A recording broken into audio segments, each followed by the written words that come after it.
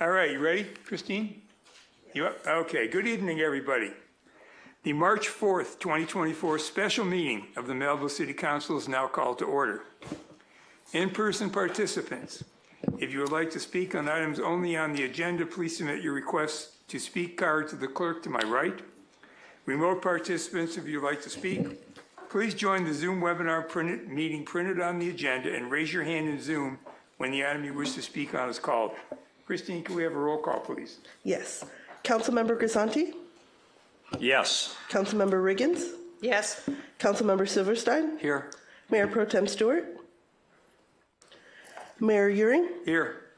You have a quorum, Mayor. Please note Mayor Pro Tem Stewart is absent. Thank you very much. Josh, would you lead us in the Pledge of Allegiance? Sure.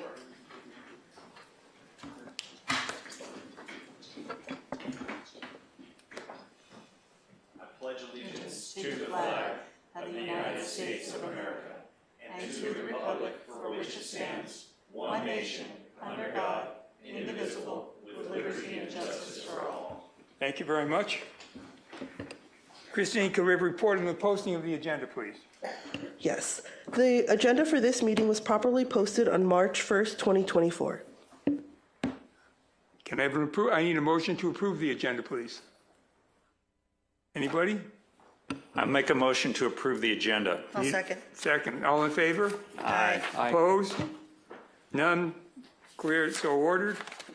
All right, let us move to, and let me just note that our Mayor Pro Tem has arrived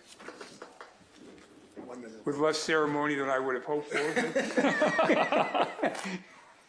I'm glad to have you here. Okay, we're going to go to new business. Item 1A, the potential settlement agreement regarding the dispute with owner of the adjacent property, 600 Spring LLC, related to the proposed skate park located at 24250 Pacific Coast. We'll now hear item 1A. Again, if you'd like to speak in Zoom, raise your hand. Or other than that, if you have submitted a speaker card, we'll call on you when we get there. So can we begin with the staff report, please?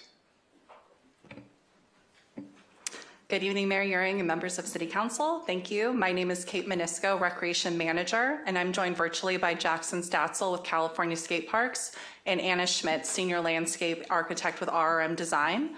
Tonight, I'm just going to provide you with a brief overview of the project that was discussed last meeting.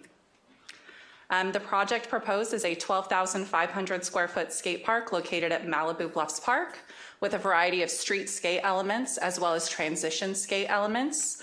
The design of the park was brought by a community survey and multiple design meetings open to the public. And Jackson Statzel is on Zoom to review the design changes to the project as part of the proposed settlement agreement. That's it? That's pretty quick. Very good, thank you. Hello. This What? is Jackson from California Skate Park. Okay, please. I just wanted, thank you for having me. I just wanted to explain the potential resolution that we offered and showed in the drawings that will follow this slide. If we could go to the next slide. This is just another view, and then these are the two.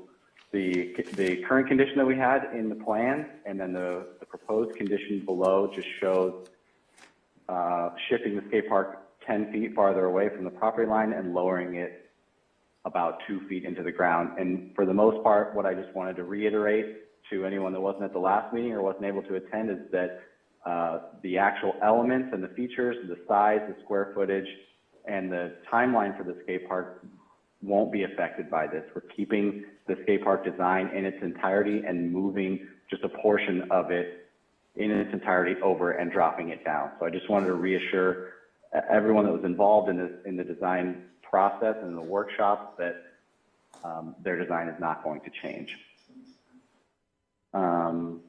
This is just further illustrates the dashed line showing where the top wine bottle shaped portion of the street area is being shifted farther away from the adjacent property, and that section marker that's there was showing where the section was in the previous drawing.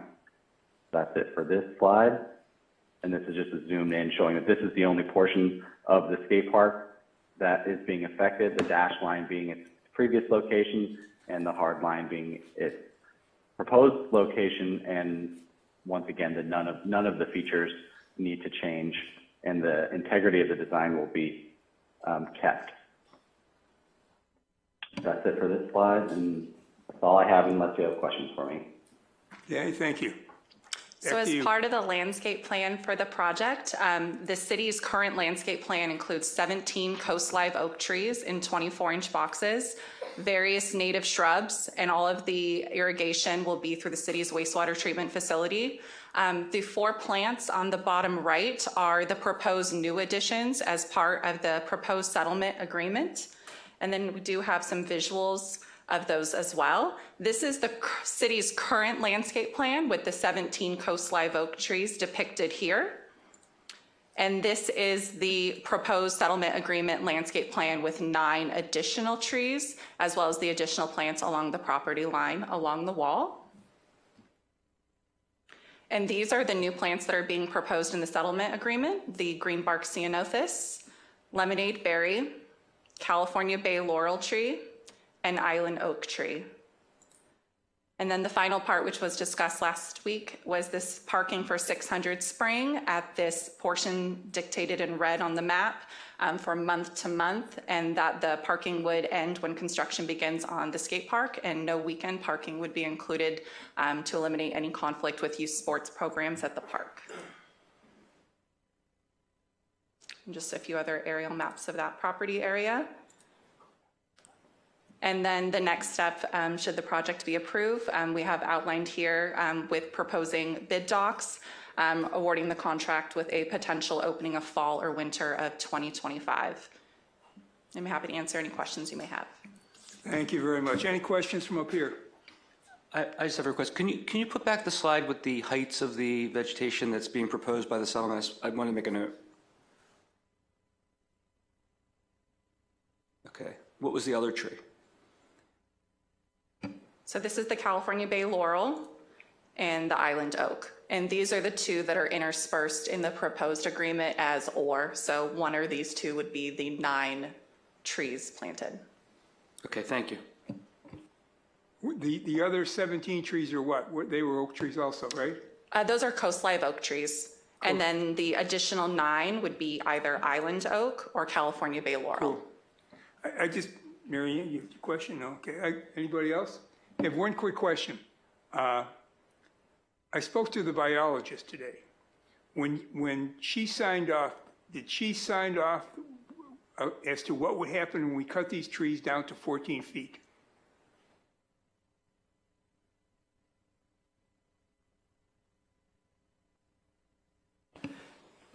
The only written documents by the biologist to date and approvals would be ones for the original park plan that was approved by the Planning Commission. The proposed changes by the settlement agreement's been discussed. Those have all just been verbal communication because we don't have a formal application in front of us to produce a written document on or review.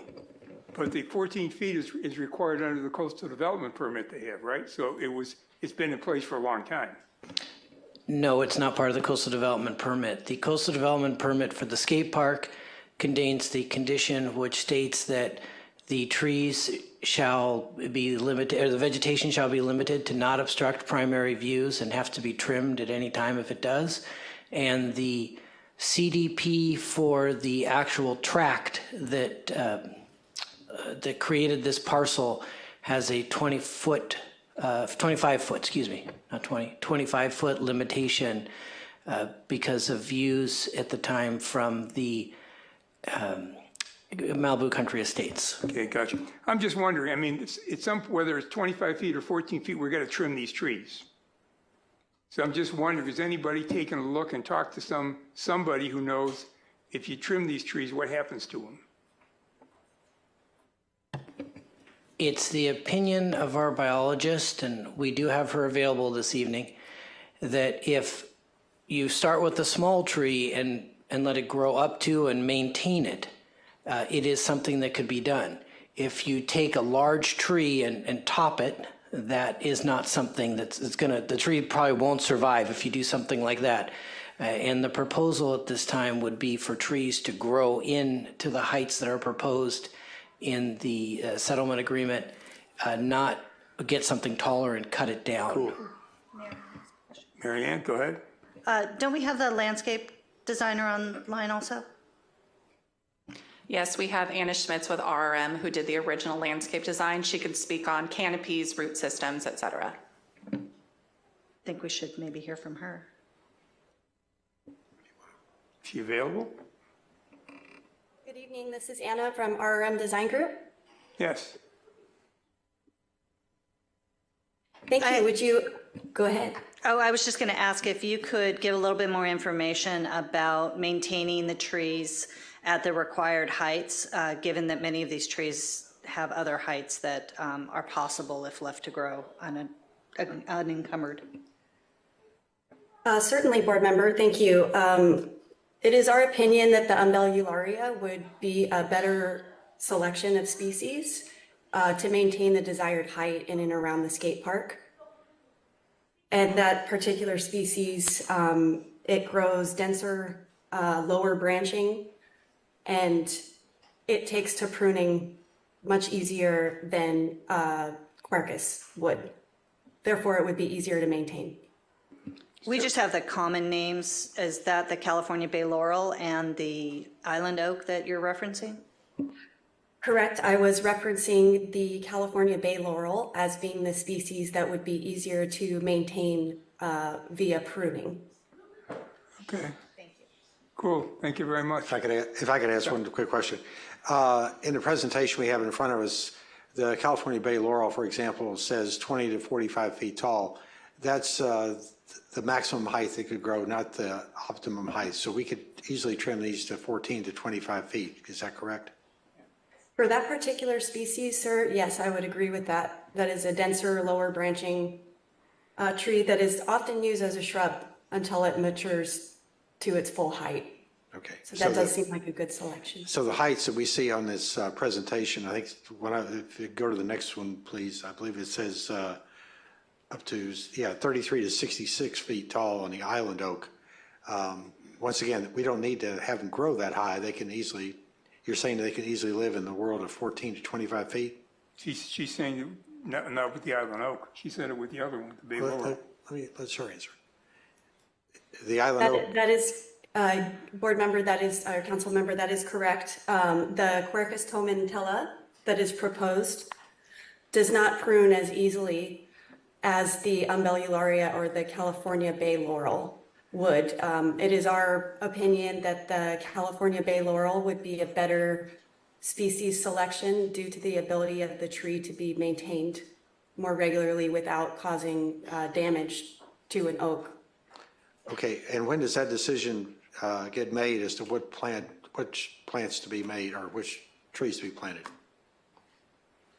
Is that in the final approval, or when does that happen? I believe that would happen after construction is complete. That's when the trees would be installed. Okay, that's when the decision's made, which one? Okay. These are the canopy trees, right? Yeah. Okay, anybody else? Paul? Thank you. Do we, would it be proper for us to suggest something that we would prefer then? When we get to the other On the part, basis are of having questions- these information? These are questions. We'll come back to that when we get to the actual report. Okay. I have a couple. Mary Ann, go ahead. Oh, Bruce, do you No, go ahead, Marianne. I was going to ask another question about the island oak. This particular location is quite windy, and so I'm wondering, would that impede on its optimal growth? I mean, what kind of, I see, when I looked into these, it was shown that these were on the islands, the change of islands, Channel Islands. Are we seeing that height of tree on the Channel Islands, or is it, do the weather conditions and wind and such keep it at a lower height? Yes, absolutely. Thank you for asking that. It's an excellent question. The growing conditions of the bluffs will absolutely affect the overall mature height of either of those species in question. And I would venture to say that neither one of them will reach their full mature height, given the coastal conditions, wind, salt spray that area is known for. That's a great point. And then also, there's been some question about the amount of droppings or leaves or such that would come from these trees. Is that something seasonal? Do they lose their leaves like other trees do, or are they more of an evergreen? Well, they say they're Both an of them evergreen, but... are, great question again, both of them are evergreen species. We would recommend placing them outside of the envelope of the skate park so that litter does not affect, and the droppings do not affect the user's ability to use the park. And other than that, if you gave adequate spacing, we don't believe the litter would have substantial effect on the project. Would not have substantial effect on the project, correct? Correct, if outside of the skate park envelope. Thank you. Thank you. Yeah, just a couple more questions. One's a follow-up for the person who's just speaking. What does the term wind firm mean? Wind firm? Yes. Sir, I am not familiar with that. I'm familiar with other terms such as a wind row or wind resistive. Would you mind using it in a sentence? Yeah, the U.S. Forest Service reports that the California bay laurel is not wind firm. Okay, so resistive to wind. So what effect will that have on the tree if it's not wind firm? And there are strong Santa Ana winds. Correct, I see that. Again, that species is quite hardy and adaptive. Part of its form is as it naturally occurs, is to be low branching and quite dense, more dense than an oak tree would be at the base of it. Therefore, you would see some effect from the wind and the salt spray, but that tree should be able to survive in that condition. You just might not see it reach its full maturity because of the conditions. So you've seen a number of these planted on bluffs on the coast in Malibu, where you know that they can withstand the winds that blow here? No, I cannot pick a specific location that would support that. It would be in other coastal conditions where we have used the tree in addition to where it grows in the natural environment. And are those other coastal conditions that you're referring to areas that are prone to the Santa Ana winds of the type that we get here that shut off our power? Other windy conditions, but again, sir, I cannot think of a specific location where we have installed them on this bluff or the Malibu bluffs. Okay, and if the Forest Service says that they're not wind firm, do you have any reason to disagree with that? I would be more interested in the definition of the term wind firm versus resistant to wind and or weather, or the conditions that occur where we are proposing that species. Okay. The Channel Island oak, according to another source, it typically grows in canyons and is unsuited for windy coastal locations. That's what I've read. Do you agree or disagree with that? I think there is literature to support that it can withstand wind in other parts of the state. And if it's worthy of noting, sir, the tomentella does get a bit larger than both the Quercus agrifolia and the umbellularia. Therefore, we think the bay laurel is a better fit to be intermixed with those Quercus agrifolia. Okay, thank you. I have two other questions. They're for Richard. You mentioned primary views. Tell me if I'm wrong. There's no properties that have a primary view that would be impacted by anything that occurs in this area. Is that right?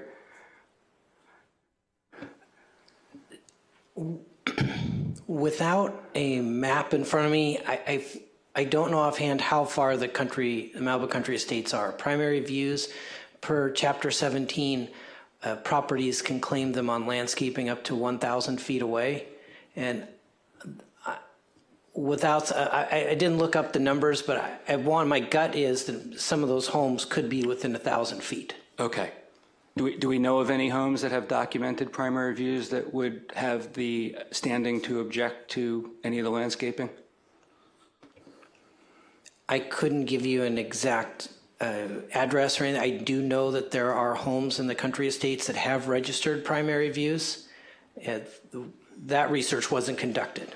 Okay. And if the trees in this at the skate park were above 18 feet, do we know whether that would impact any blue water sites, scenes from the homes that have primary views?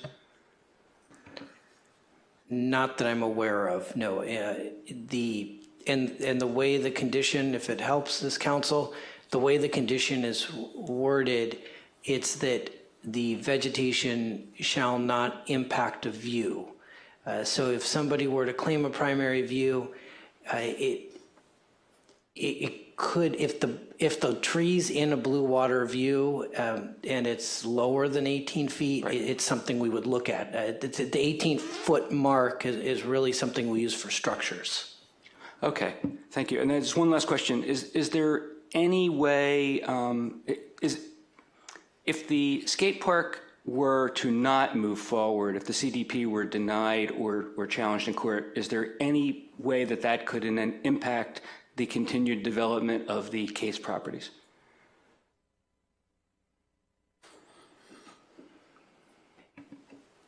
Is your question then, if they don't build the skate park, would it have some sort of impact on the case properties? If the CDP were to be denied by either the city council or in a court subject to a legal challenge, would that have any conceivable impact on the development of the case, the 5 properties?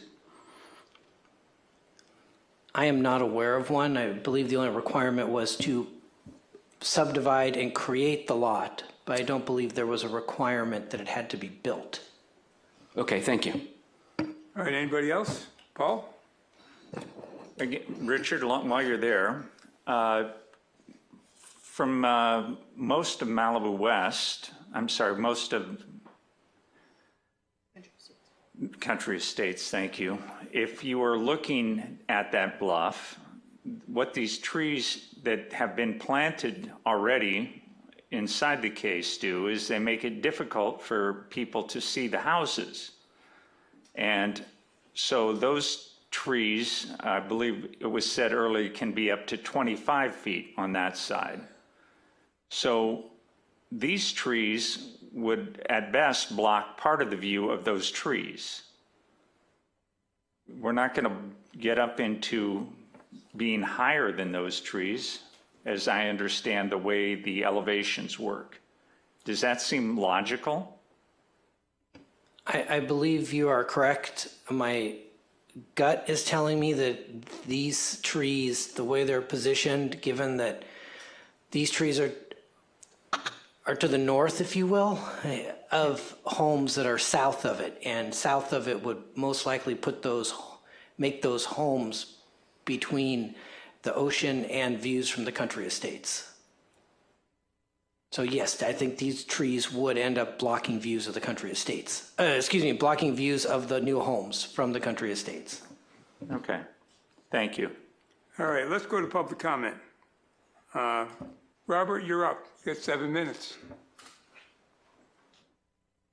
Followed by Josh, you're up second. And then Andy, you're going to follow Josh.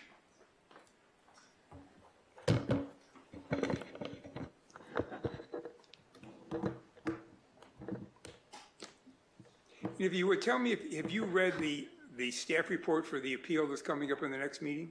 I have. Okay, thank you. I have. Sorry. Good evening, Mayor Euring and City Council. Robert Gold on behalf of Scott Gillen and 600 Spring, owner of the case. First, we'd like to thank the members of the council for your time and extraordinary efforts to date to try to resolve this matter. We very much appreciate it. We also want to thank the city manager, city attorney, planning director, and staff for their time. Scott agrees with the terms of the settlement proposal with 2 requested changes. First, the settlement agreement proposes to limit the height of the landscaping along the wall to 8 feet. Robert, can I interrupt you for a second? Did you not say he had 7 minutes? Got 7 minutes, yeah, go ahead. Thank you. Appreciate that, Marion. You're welcome. First, the settlement agreement proposes to limit the height of the landscaping along the wall to 8 feet. In all our communications with staff, we requested that the landscaping be allowed to grow up to 14 feet, and we confirmed that the landscaping would be maintained in a natural appearance, not as a hedge. This is necessary for the landscaping to provide the visual screening from the skate park, which along with preventing graffiti is the purpose for the landscaping. Page 5 of the staff report for the appeal points out that, quote, the LIP does not provide a limit on fence heights for the skate park and therefore does not prohibit the city from installing a taller fence or larger trees along the shared property line in the future. We have been informed because of this section of the LIP also requires that the fencing design take into consideration views and vista areas. The planning director is not comfortable with making a substantial conformity decision that will allow the planting along the wall to grow to 14 feet. We believe that this is incorrect. It was anticipated at the time the plan development standards in the LIP were drafted that it would be desirable to have visual screening between the skate park and the homes. Therefore, the development standards for Lot 7 specifically provide that the skate park is exempt from the 8-foot high limitation elsewhere in the LIP. And unlike the residential lots at the case, which limit the height of landscaping to 25 feet, the LIP does not limit the height of landscaping on Lot 7. The staff report in the appeal also states, quote, the proposed row of coastal live oak trees was added to the project to provide visual privacy buffer between the skate park and the case development. While the trees proposed to be installed will not mature at the time of planting, they will provide substantial privacy screening at full maturity. Clearly, it is the intent of the approved project to have vegetative privacy screening between the skate park and the homes, which would be over 14 feet. However, because of budget concerns, by staff's own analysis, without the additional landscaping proposed by 600 Spring, limiting the landscaping to what is on the approved plan will not provide substantial visual screening for at least 15 to 20 years because the landscape plan specifies oaks in 24-inch boxes that will be about 4 or 5 feet when planted, and coastal oaks are an extremely slow-growing species. We've also been told that residents of Malibu Country Estates or other locations may have concerns about view impacts if these plants are allowed to grow to 14 feet. Potential view impacts to Malibu Country Estates and 25 other locations, both from the homes and the landscaping, were studied extensively in the IR. The houses, which would be in the background of any ocean view from MCE, are 18 feet, which is 4 feet higher than the proposed landscaping, and landscaping is permitted to be up to 25 feet in height. On the skate park, as mentioned, there is no limitation on height. Therefore, allowing the landscaping along the wall to reach 14 feet will not impact views from MCE or any other location. Accordingly, we ask that you change the settlement agreement to require the community service director to request within 7 days of the settlement agreement an administrative plan review to allow landscaping along the wall to be up to 14 feet in height, keeping the restriction that such landscaping cannot obstruct views from primary views from private property. We would also work with staff on the selection of landscape materials. Second, while 600 Spring has been involved in negotiation of the settlement agreement, given that 600 Spring is not the applicant and is not receiving any entitlements which typically give rise to indemnity provisions, we believe that, in fairness, 600 Spring should not have to provide city with a broad indemnity. Therefore, we request that the indemnification provision be limited to challenges to the validity of the agreement and request for administrative plan review. From the beginning of the city's work on the skate park, 600 Spring has consistently requested 2 things that are specifically contemplated and included in the project's development standards: taking advantage of unlimited grading exemptions so the skate park could be built below grade, and the ability to have walls and vegetative screening around the skate park that exceed 8 feet in height.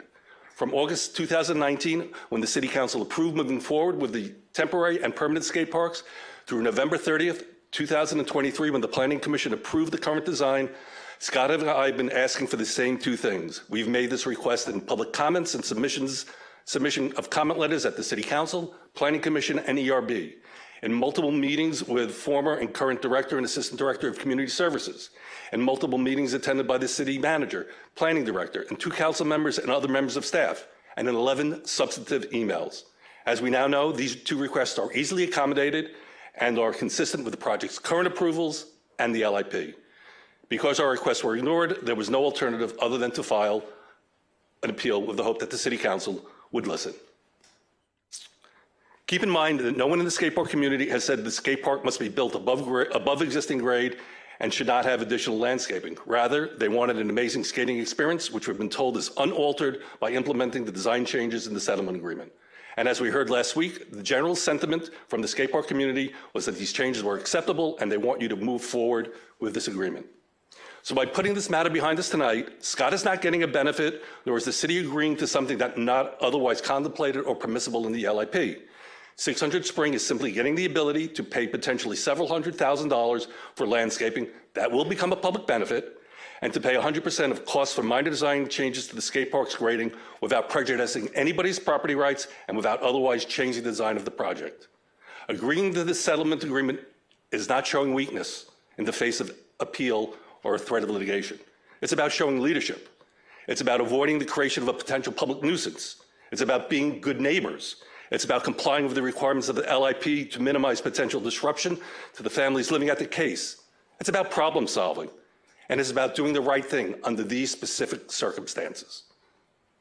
This is how the process is supposed to work. And if the settlement agreement is approved tonight, the process will have worked for all of the stakeholders. Thank you. Thank you, Robert. Appreciate your time. Can I ask a question? Bruce? Doug? Bruce, I'm sorry. Go ahead. Yes, please. Mr. Gold, did I not hear you just say that you guys are not agreeing to the settlement agreement that's in our book right tonight? We're requesting two changes, sir? Whoa. Are you ready to sign this or not? That's up to Mr. Gillen, not me. Okay. But it's a good question. Are you representing him? Are you using his minutes to be up here on this podium? He is. I am using it. Then you're speaking for him. So yes or no, are you willing to sign this agreement? As written? Yes. I'm seeing a no, shaking head no. Said no. No is the answer? Is no the answer? No, the answer? As written. Oh, this is the question. He's asked a good question. Let's get. It should be a very short answer. What is the answer? You saying no? No. Okay. Thank you very much. all right. Is it appropriate to make a motion if we are going to adjourn at this point? Or do we have to hear We have all to take the rest of the public comment. Because the point of this was to decide whether to approve this. We have other agreement. things on the agenda as well, Bruce. Oh, okay. I meant adjourn this matter, not the meeting. Okay. All right. Josh, you're up. Did you read the staff report for the appeal? Yes, I did. Okay. Cool. Yeah, thanks. Hi, good to see you all again. I wrote down what I was going to say this time.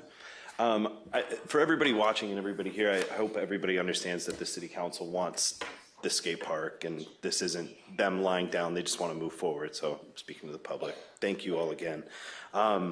Personally, I don't really care about moving the skate park over a little bit or pushing it down, the additional grading, fine. As long as it's exactly the same, I'm good. I do want to talk about the landscaping, and it seems like this is becoming more and more and more of an issue. Again, I'm worried about the leaves, the nuts, the whatever falling into the park. This isn't just about the trees. Hey, look, if you want to add more trees, okay. I mean, my daughter loves climbing trees. I like climbing trees. It's a great place to climb a tree and film people skate. I don't know how that's going to affect his privacy, but I don't think that's a good idea for privacy. I think that we've talked about primary view and all that. It's not just Malibu Country. I know that Richard Weintraub really doesn't like the city right now, and he has that property across the street, so I don't know what he's going to say. And then one question about the trees too. If you're going to top the trees, isn't that going to make the trees go out and then drop everything in the park? So it's something to think about. My main issue is the parking.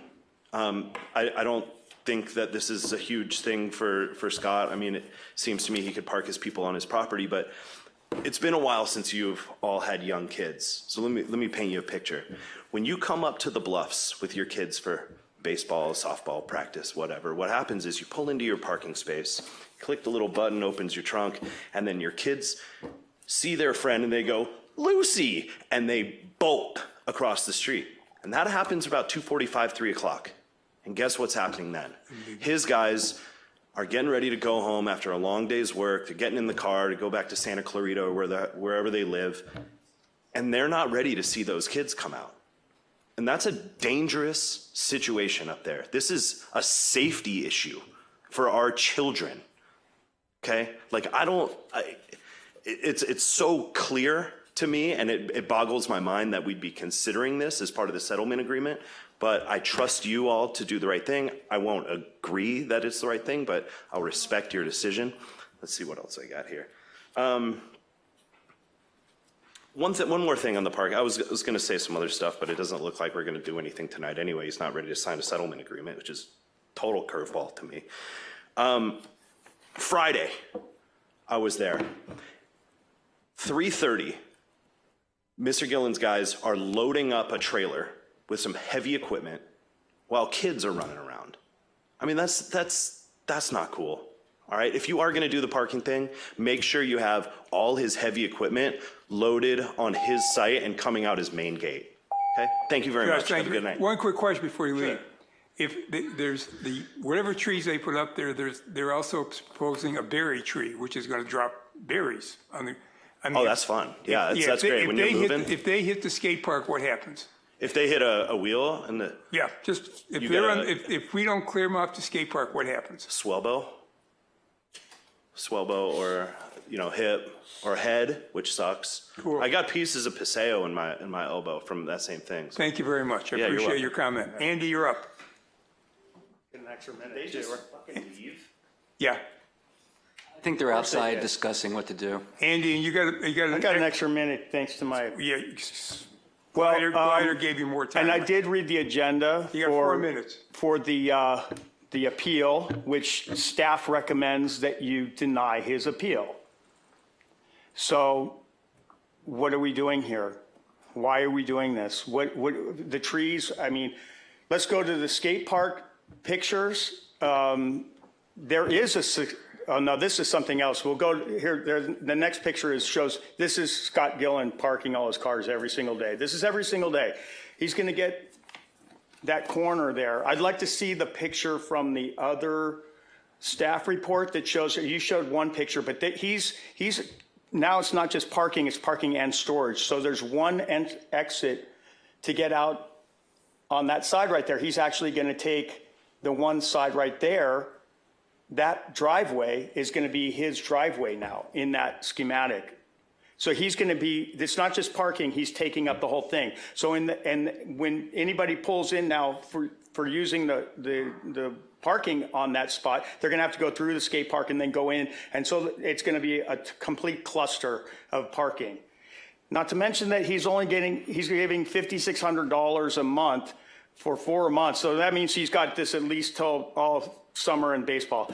He's been using this thing for 3 years, and that's generous, 56. He's using the whole thing. So that's $67,000 a year that he should have been paying for this, okay? The skate park, we can go to that picture of the ramp that changes, not this one, but on the staff report. There is a significant change to that feature. They've taken out the vertical. The transition has been changed. They took the top right off the ramp. It might not be a big deal, but for California skate park to say that it's the same thing and there hasn't been a change, there absolutely has been a change. The fact that, Paul, right there you can see that the parking is, that's not, that doesn't show the true nature of what he's going to be doing with that. He's going to have it fenced off.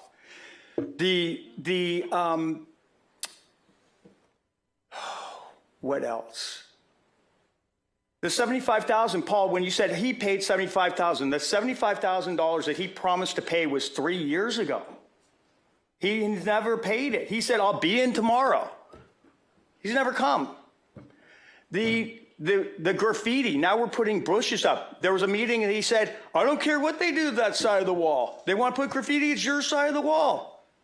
Now we got to cover it okay, this shows the difference in the transition. It's clearly a different ramp. It goes from a mini ramp to an almost vertical, okay? Now, we can go to the picture that I have, because this is sort of important. Deny this guy, right? This is Glider's uncle, great uncle owns this. This is a very iconic ramp. This is the Vans Warped Tour ramp. For the $75,000 that Gillen owes us, we can fence off that whole property and have this ramp delivered to that property in like 2 weeks. Let him sue. Let him try to do it. If he doesn't have basis for a lawsuit, if he doesn't have basis for an appeal, what kind of basis does he have for a lawsuit? And he comes in here and he changes this tonight on us? Like, seriously, you say all this business stuff, and Paul, you shouldn't even be on this, because you sold Gold the property. You were the agent for the property. If I was up there, I would have been recused, you know? And this is my time, so you can just hold on. This is a joke. Who are you guys working for here now? You were saying, well, we get these trees. Now, you know what? I don't want to have him eating it because there's a bunch of berries and leaves and all this other stuff in the skate park. You guys need to do the right thing. You got any questions? I'll answer them. Thank you, Andy. Do you Anybody go to Venice Beach Skate Park? I don't go down there. It's not too safe for him. I could go in the morning if I wanted to, but I don't go. I go to the Cove. Do they get sand in that skate park? Last year or during the pandemic, they tried to fill with sand. I understood that they do. No, I'm sure they get some I'm sand. just saying that, do skate parks have debris, and is it up to the maintenance of the skate park in order to In keep all that the debris? design of this skate park and all the community input, I don't think anybody said, hey, we need trees. Okay. Paul? Andy, what year did Gold buy the property?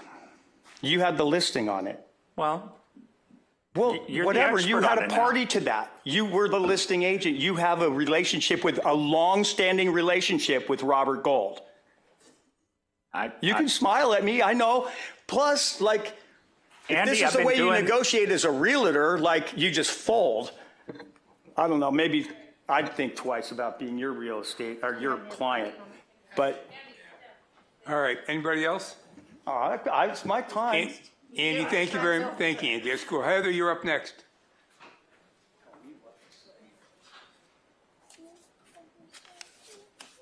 Okay.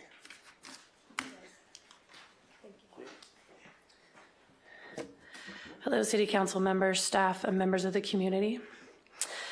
I wrote a really sweet, nice, professional speech, and I don't know how to address it, whether I should read it now after what just happened. I was pretty excited that we had gone through this political process, that you guys had gone back and forth with the lawyers, our lawyers with their lawyers, blah, blah, blah. Everything looked good on paper, at least to me. I was very happy, read the settlement in detail today. I have all these points that I like. And then I come to, and I say something about how we are gonna pass this tonight. We have a unique opportunity tonight to settle all of this once and for all. So I've been doing this for about 10 years. My kids are in the hallway eating dinner. I was late buying them dinner because of Chipotle's lack of professionalism. And I am here now just very disgruntled and frustrated, and I don't know what to do. I don't know what to do with that. So it'll be interesting to see what they say. Overall, I felt like moving 10 feet, not a big issue, doesn't affect people. The landscaping, we can work that out. They're paying for everything. The grading down below, but Andy said we're losing a little bit of the skate actual drop down. That it might affect kids, but it's really in your hands now. I am at a loss for words because I am kind of sick of it.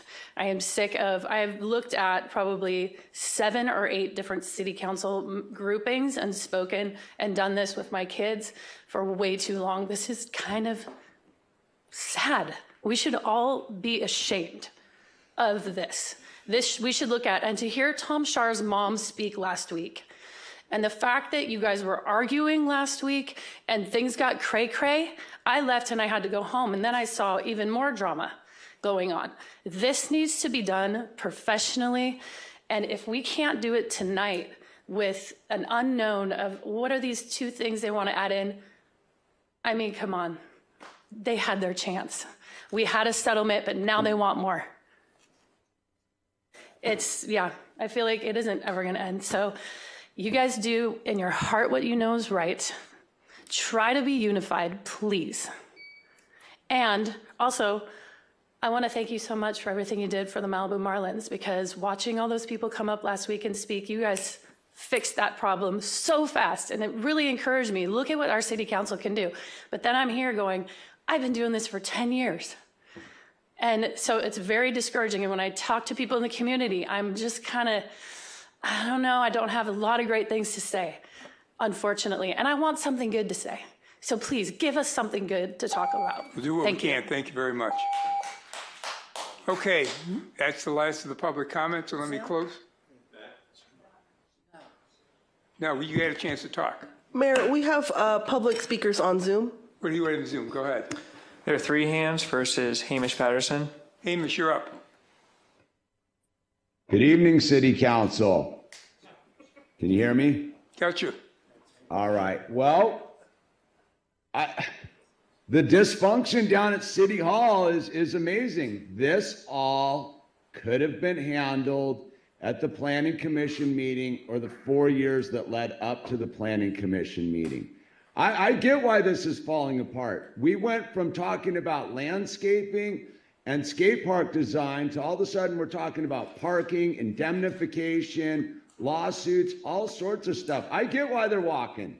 This is a giant mess. And I want to thank Councilman Silverstein for making it into a giant mess. This is entirely unnecessary.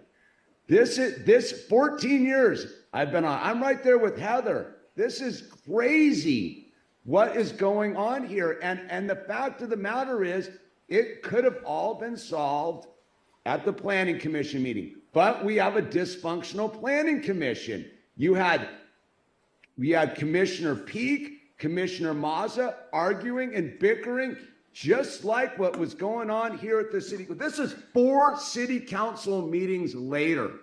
This is a giant waste of the community's time. This is a giant waste of your time. This is utterly dysfunctional, and it's a joke because every small town in the Pacific Northwest has a monumental skate park, and they seem to get it done. Lickety split. I don't know what the dysfunction is down at Malibu City Hall. It's gross. I'm super discouraged at you, Mayor Euring, for publicly shaking down Scott Gillen. That was disgusting what went down last week. Steve, like that's beneath you to do that and to be just so bold about it. And you too, Bruce, just shaking people down in broad daylight. Why don't you just use the word? Why don't you wanted to use every other word but shakedown. That was a shakedown last night. Marianne's trying to get it done. Paul's trying to get it done. Councilmember Stewart seems to be the only calm one up there. Yeah, you added a bunch of craziness to what was a simple move the skate park over 10 feet, plant some trees, is now turned into this, 5-page settlement agreement that's got a bunch of other stuff that never's ever come up until now. And I wonder why, because I have a feeling that city staff and city manager has no plan on ever building a skate park. I see this as a sabotage from within the city. So you get to hold it, Bruce. If this skate park doesn't go through, it's on you. It's on you, Bruce and Steve, for not making this happen. Thank you. Thanks, Hamish. Next speaker, please. Joe Drummond. Joe, you're on. Hi there, can you hear me? Gotcha. So firstly, I'd like to know why there were no disclosures and also why Mr. Grisanti has not recused himself, given everything that I've written and Andy just talked about. I'd also like to mention the final EIR that was studied for construction and development of the subdivision, including potential use of Lot 7 as ball fields or a skate park. That is defective if you're going to be adding all of these trees and all of these things that were not in the original EIR or any of that. So I think you can find that defective and stop his build, his projects, if that's the way you're going to get this. Like, someone should have managed this better so that the skate park could be built before he started his projects, you know? Like, this was just not managed properly.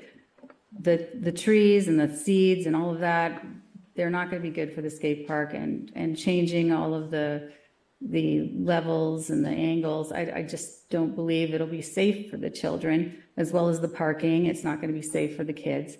So I think you should just, there is no agreement now. He's not going to sign it anyway. Just go through with the appeal next week, deny it, and just see what happens. I'm sure it will not go to a lawsuit. It just can't. I don't think he could do that. He doesn't have a right legally, and it will put his own homes in jeopardy. So I don't think you should worry about that. I think just go ahead and approve it next week, and they can start building. Thanks. Thanks, Joe. Anybody else?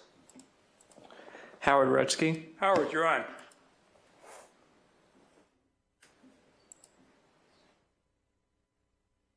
Howard, you there? Hold on. Can you hear me now? Gotcha. Okay. So what coulda, what shoulda, what might be, what happened in the past, what's even happening tonight.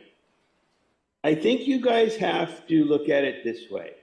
This is a skate park for the kids. It's not what us adults think or want or need. It's what they want and need and desire. And it's been going on way too long. If we have to bite the bullet a little and Scott has to bite the bullet a little, I think you guys should negotiate in public tonight, get this thing done, and let's stop this. Because at the end of the day, again, it's all about the kids. There's all these kids that want this skate park. Thank you. Thank you, Howard. Anybody else? Those are all the raised hands. Okay, thank you. We'll close public comment. Just come back, if they want to get you, we can bring you up. Back to the council table. Can I would like to ask Mr. Gold a question, and I want a yes or a no and not another word. If you can do that. If you can't answer yes or no, don't get up and answer at all. Okay. The question is, having gone out of the room and come back now, is Mr. Gillen prepared to sign this settlement agreement if the council approves it without changing a single word? Yes or no? Yes. Okay, thank you. Okay, anybody else? Paul? Now that we know that, I'd like to move the settlement agreement, but I think it's probably premature. So I'm gonna go ahead and ask that we get the skate park designer available again, please. So I can ask him, and can we get also the comparative skate park, the drop that people are talking about on the screen? Mm-hmm. And is the designer available? Yeah, can you hear me? Great. I have a question for you. The height where the gentleman is standing in the slide titled current condition, what is the difference between where the gentleman is standing and the bottom of the drop-in point in feet? 5.5 feet. If you look at the proposed condition drawing that's underneath it, what is the difference in that picture? It does appear different in this drawing. And this... You have access to the elevations. What is the difference? I do. I could look it up. But I will say that this was a sketch that was initially done back in November to show how we could... Initially, we were looking at reducing all of that shoulder berm and moving the skate park over. And we hadn't coordinated yet with our civil on the drainage to make sure that that lower elevation could drop. And since then, we have done that, which is why we're confident that the original elevation can be maintained. Back in November, we didn't know we were looking for any potential resolution, and we thought, we know we can push it. We don't know how much we can drop the lower elevation. But at this time, we do know that 5.5 foot elevation that's shown in the original design can be maintained at the exact same height. In the proposed condition, is that correct? That's correct. Thank you very much. Will it be maintained? Not that it can't. Steve, it's my time to talk. Sorry, Remember? I'm sorry. I'm not done. I apologize. I'll let you know. Please go ahead. Please, yeah, let me know. Thank you very much. Can I get the landscaper on the phone, please? Present. Great. I don't think I've ever seen a lemon berry. What do they look like? Lemonade berry. Lemonade berries. They are, in my opinion, a rather attractive evergreen shrub, 8 to 10 feet. They do have flowers, light pink to white flowers, and a small berry, as this is noted.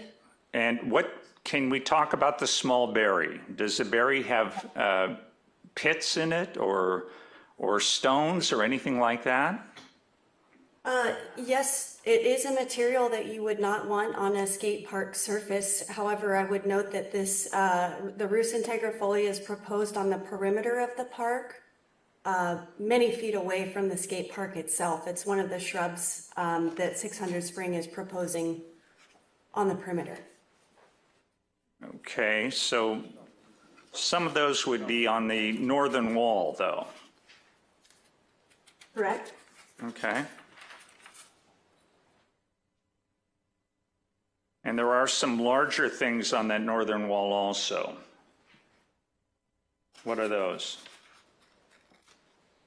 The other species that 600 Spring has offered are the Ceanothus spinosus, as well as the Rus, and those are the only two species that I have, notwithstanding the trees.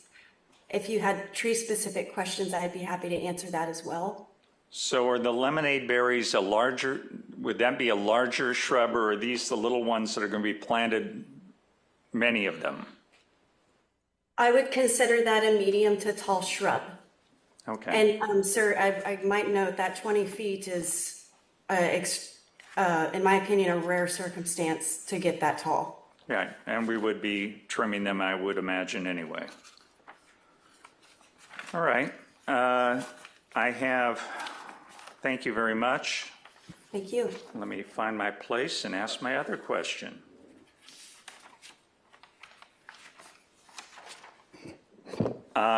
Is there a, okay, we don't have a, Mr. Gold, will you please come to the podium?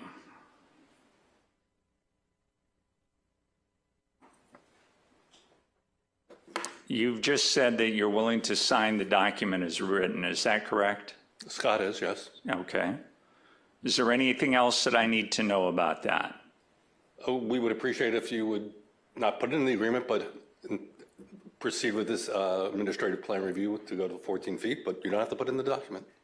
But we appreciate it, and things would be. And the administrative plan review would be to make to allow the shrubs to go up to 14 feet rather than limiting it to 8 feet. And the shrubs at 8 feet are already 2 feet higher than your wall, correct? They would be, yes, at 8 feet. And the, okay. So I'm still trying to figure out what the two changes you originally had were. Well, that was one. We'd like to have the administrative plan review, and then we wanted to limit the indemnity to the validity of the agreement and to any actions with respect to the administrative plan review and not to anything else, because we're not involved in anything else. And we're not getting the entitlements. When you get entitlements, you typically indemnify the city.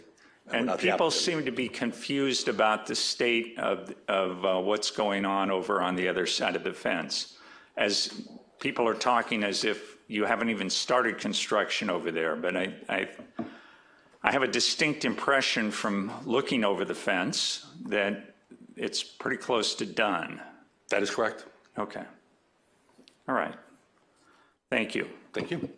Anything else? Paul? Done? Trevor, quick question. The comment has come up, or the question has come up regarding recusal. Is there any validity to that?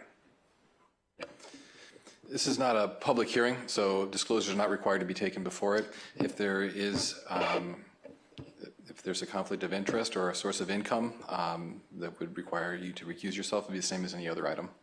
I'm just saying that have you considered that? Do you think there's a need for recusal? I'm not aware of any source of income for any of the council members from Mr. Gillen or his company at this time, or I'm not aware of other circumstances that would require recusal at this time. Okay. Anybody else? Doug? If I could start off, let's go, if skateboard designer come back on the audio, and if I could get a picture of the element that we've got before and after, because I think Andy Line had a good question now that I see it. I know the designer has said we have the same park before and after, but he brings up an excellent point, and I wish I had a red pointer. As you look just to the edge of the proposed condition, the ramp up to that is very small, as opposed to what was there previously, which looked like a long runway beforehand. Is that material, or are we reading this correctly? Because you're saying there's no change, but this looks like a change. Are you talking about on the right side or on the left side? If you look between, like I said, I wish I had a pointer. If you look at the ramp between the human figure and the tree, on the current condition, there's a long runway to that point where you... That's not the difference, though. Okay. It's a hill. I'll call it a hill. The ramp is to the left. That's just earth. Yeah. That's earthwork. The skate park surface starts where the figure is and goes to the left. Okay, but is the runway between the stick figure and the tree, is that an element in the park or not? No. It is not. Okay. All right, thank you. I want to make a comment about the landscaping. I hear there's an administrative hearing. Is that when the actual landscaping is finalized? Is that when that takes place? Or are we committing to it tonight?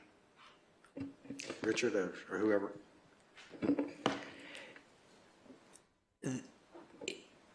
The landscaping that consists of a hedge up to 18 feet, and Trevor, please jump in here if I misstate anything. The settlement agreement proposes a hedge of up to 18 feet behind... Eight. And the trees at 14 feet. 14 feet and then up to 25 with the approval of the city. Right. That would be under substantial conformance. The 600 Spring Street folks, what they're asking for is that instead of an 8-foot hedge, it be a 14-foot hedge along the fence line. And in order to go from 8 to 14 feet, that's what the administrative plan review would be for. All right, but what does it do about the selection of the actual landscaping elements, the trees or the bushes or whatever we're picking out? And I'm the world's worst one to ask about nursery questions, so help me out. It's my understanding that the tree species, that's something that would be approved as part of the substantial conformance, and if the city settles on just 8 feet on the hedge line, then the species would then be also approved as part of the substantial conformance. I hope I'm answering your question. I think you are. I just want to know when the determination of what the plant is made. Let me also say I have very little experience at skate parks. I think I made the comment before. I can snow ski, I can water ski, but I can't skateboard or surf. So I'm an outlier on this. So I don't know what the right combinations are, elements and so forth. But I do know the skate park up in Santa Barbara, and it's got palm trees all around it, and flowers and trees and all kinds of things. So as Mary Ann mentioned, you get sand down at the beach at Venice, and the skate park at Santa Barbara is right on the beach. It is right by the bicycle path. So it's part of the scenery if you're going to have a beach route. I do think it does take some serious cleaning up before anybody goes in there with a board, and that's no different than playing on a tennis court next to the beach. You got to clean it up first. Now let me just make a few comments here. I hope nobody loses sight of our objective, especially tonight, and that is to get this skate park built as designed and as soon as possible. That's all we're trying to do, and I don't want this to be a political football. I know there's been some comments on Nextdoor, which I do not read Nextdoor anymore. So if you send things to me on Nextdoor, you might as well forget it. I'm not going to look at it. But the point of this is we need to get this thing built and get it done for the kids. One of the things I looked at as I was reading the appeal document, it has been 10 years almost to the day since this project was approved, originally approved. I mean, we've got people that probably were Glider's age that are now almost in college or older than that are actually having kids of their own. So it's ridiculous that we're still taking all this time. I also want to point out that the theater of approve or not approve the settlement agreement is probably consistent with what's gone on in the whole 10 years. You know, never miss an opportunity to negotiate. One of the phrases I've used before in real estate is escrow is just another phase of negotiations. Well, a settlement agreement is just another phase of negotiations until it's approved and signed. So, you know, I'm disappointed that, you know, you guys came back to bite the apple one more time. I don't find that very charming, to say the least. I will say that the settlement that we have before us tonight, as I read it, it covers what the council asked for. These are the points we wanted. And I thank Trevor and the attorneys for the appellate that worked it out and got us a document here. This is what we asked for. This is what we wanted. I also think that it addresses, while it addresses the concerns of the developer, it's only got minor changes to what was originally approved by the Planning Commission, and it doesn't set precedents. These are minor things. 10 feet here, take 2 feet off this element over here. It's minor stuff. And I hate to say this, but I'm agreeing with Hamish. Should have been done a long time ago. You know, these are so minor that even the planning director said it wasn't material enough to have to change any of the approvals, prior approvals. We're doing this almost as an administrative item. It's no big deal. Let's get it done. And I think we also need to point out the fact that the cost of doing this is being borne by the developer next door. So he's asked for changes, we're accommodating his minor changes, and he's paying for them. And if this is what it takes to get the skate park started and going, then I'm on favor of it. I know Paul said it's not time necessarily to put a motion on the table for approval, but I'm willing to do that when the time is right or be a second to it. That's all I have, Mayor. Thank you. Richard, quick question. If we approve the agreement and it limits the height of the foliage against the wall to 8 feet, can that be changed?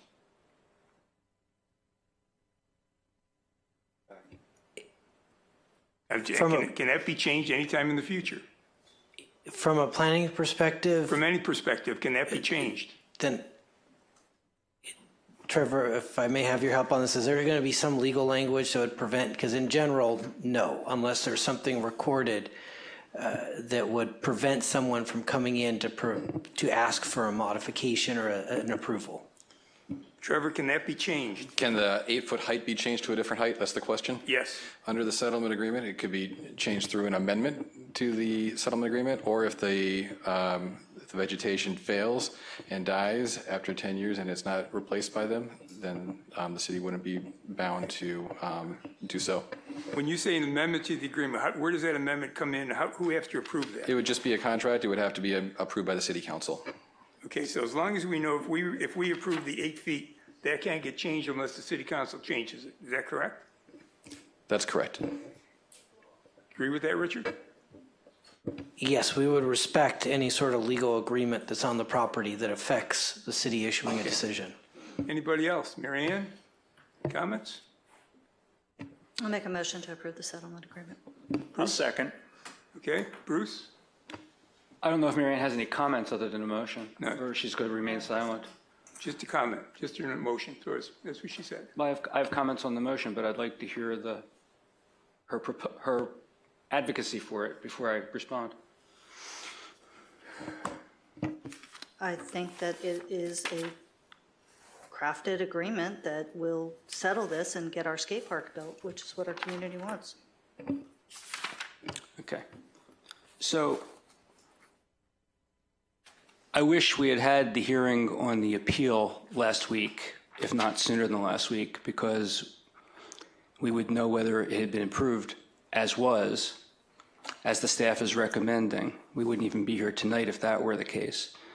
Or the city council could have mandated that these types of changes be made in order for the approval to occur, and that could be in the works and be done as well. I want to see this approved, not the settlement. But maybe I'm going to vote to approve the settlement. But I want to see the skate park approved, and I want to see it built post haste said that before. Should have been built by now. By the way, this is the first time I believe that the skate park is coming before the city council that Steve and Paul and I have been, that any of us have been here on this council. So we're not the ones that were responsible for whatever happened over the past 10 years. Mr. Gold in his presentation actually appreciated towards the end when he went through that litany of good neighbor, we want to see this built, we're in this together, all that, and that they're just asking for an accommodation that a good neighbor should provide. But that's not how this started, and that's what troubles me. I said this last time. What troubles me is that that's not why we're here tonight, because those comments could have been accommodated by good neighbors, either in the appeal hearing. But we're here tonight on a settlement of threatened litigation because Mr. Gillen got up during the Planning Commission meeting and not as politely or diplomatically threatened to sue the city. And I would like to have that threat played, since what we're here to do tonight is to approve, if we do, a settlement of a threat. Be nice to have the threat on the record. So could we please see the threat itself so we understand what it is we're being asked to resolve?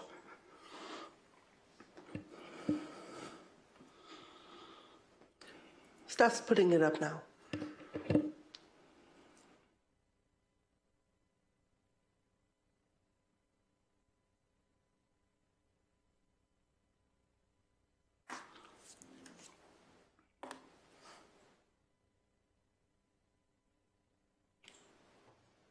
Good evening.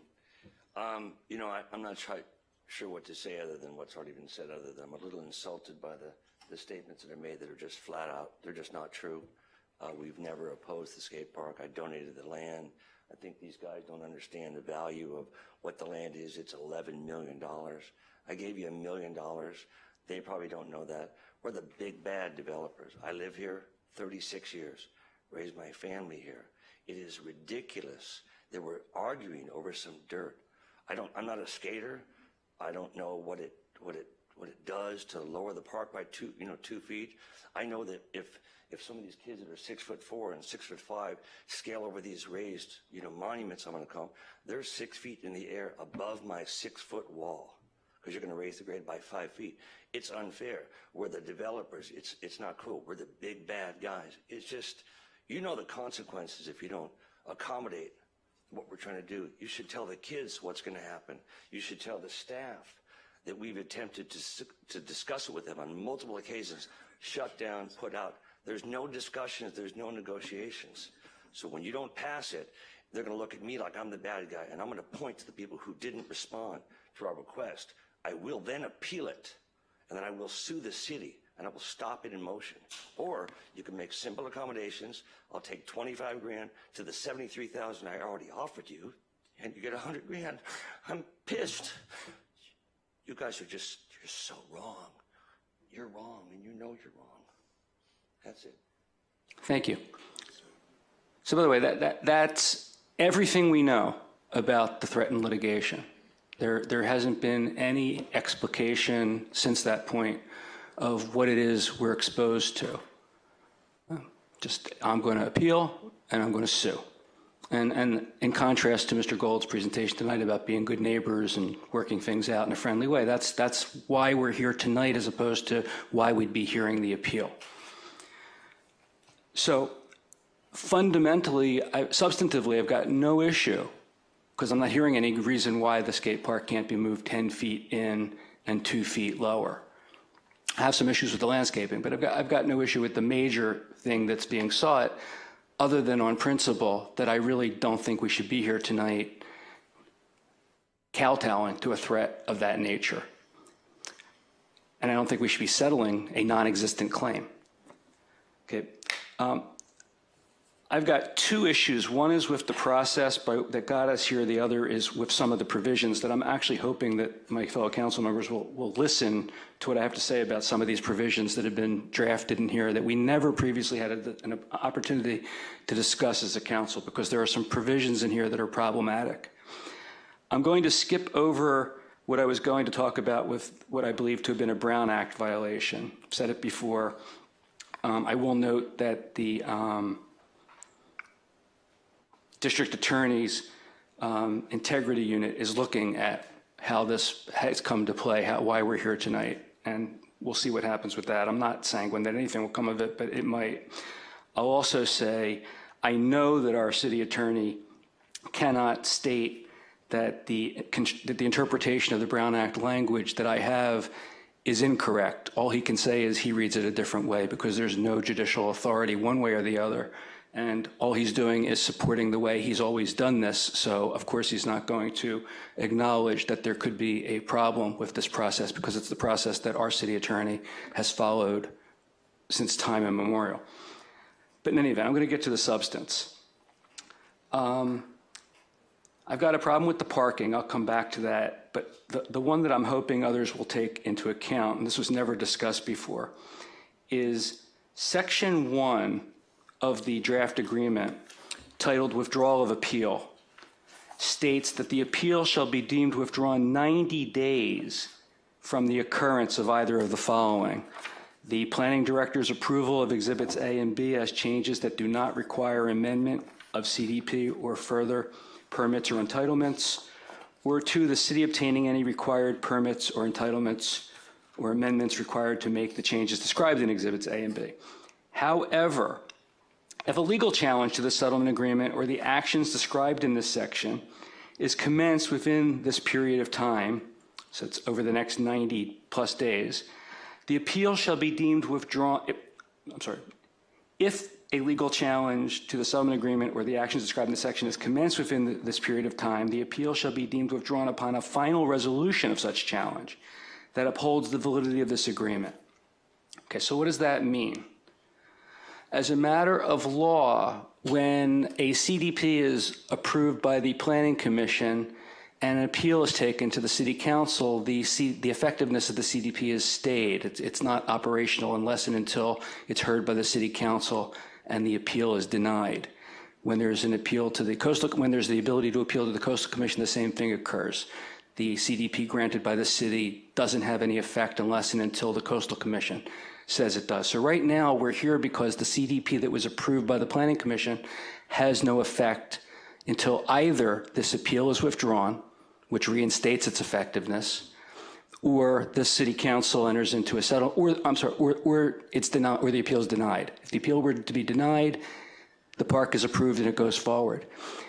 This settlement does not provide that if we sign it, and we're being asked to do this for expediency. This doesn't provide that if we sign this agreement tonight or approve this tonight, the appeal is withdrawn and the CDP goes into effect. What it says is if there's a lawsuit filed by anybody prior to 90 days following the approval, plus whatever time it might take to get the action done, until that appeal's resolved, until that lawsuit's resolved, this appeal remains pending. And we will have stipulated to that. We will have put ourselves in a position where we can't hear the appeal if we want to hear the appeal because we signed away our ability to do it. And we may have to wait a year or 2 years for this litigation, if it's brought by some other person, to wind its way through the judicial system before the appeal will be deemed withdrawn the way this has been written and blessed by our attorney.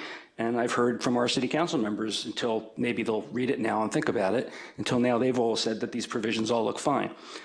So we're being asked to do this in order to get the skate park built and to get the approval as of tonight. Let's move forward. Now, a week from now, we're going to hear the appeal if we don't settle. And if we deny the appeal, that'll be it. We can move forward. If we grant the appeal, but specify what's necessary to satisfy it, that's it. We can start moving forward. If we sign the settlement agreement and Frank Angel files a lawsuit on behalf of somebody, until that lawsuit is resolved, this appeal remains pending and we cannot begin to move forward with the skate park. So I've got a problem with provision 1, and I would hope that the other members of the council have that same problem and don't agree to that provision. The appeal should be withdrawn immediately.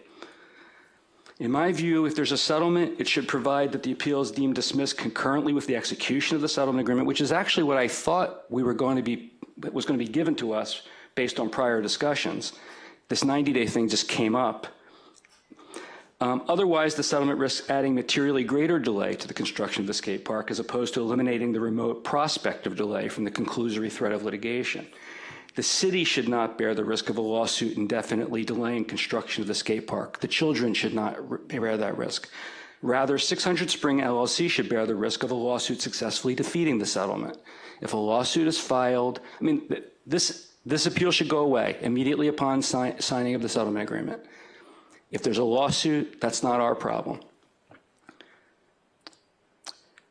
Also, last week, Richard provided a lengthy and detailed explanation of how all changes set forth in the proposed settlement agreement can be processed administratively and promptly. He repeated that again tonight more succinctly. But Section 1, again, contemplates the potential that the planning director's approval of changes could require an amendment to the CDP or further permits or entitlements. It says that. Apparently, 600 Spring LLC is unwilling to bear the risk that Richard is wrong, as Steve has actually stated he believes to be the case. The City Council shouldn't be willing to bear the risk either. Again, if it turns out that any further process beyond administrative review by the planning department is required for any element of the settlement to be implemented, the city's obligations to satisfy that element should be deemed released. The city should not bear the risk of the settlement delaying the construction of the skate park when the sole purpose of the settlement is to eliminate hypothetical delay. Rather, 600 Spring should bear the risk of losing the benefits of the settlement if the implementation of those benefits causes delay. Okay, that's one issue.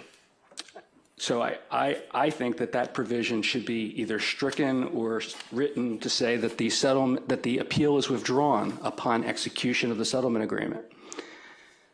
Parking. I understand that 600 Spring LLC claims it would be unsafe to proceed with its construction project without using the city's parking lot. Unsafe if they don't get to rent the parking lot. If that's the case and they don't get the parking lot, they should just stop construction until they can devise a safe way of proceeding. Now, that could cause the project to be delayed and may not otherwise fit the developer's preferred approach, but the city has no legal obligation to facilitate 600 Spring's preferred approach, especially when 600 Spring is threatening to sue the city if the city doesn't redesign the skate park. So while it would be improper for the city to take retaliatory action in response to a threat of litigation, it's perfectly appropriate for the city to withhold a discretionary privilege to which 600 Spring LLC has no legal entitlement. If 600 Spring's ability to use the city's parking lot is sufficiently important to 600 Spring LLC, then 600 Spring should agree to withdraw its appeal of the skate park CDP immediately as a condition to simply being allowed to rent the parking lot so it can get its project done. So, and this is the problem of negotiating in public. I objected to us going into closed session because I think it was not done procedurally correctly. I don't think the city is currently exposed to any significant risk of litigation. We don't even know, by the way, that Mr. Gillen has the sole authority under his LLC agreement as manager to file a lawsuit against the city. He may need the support of members. We don't know that. We don't know what their beliefs, their feelings would be.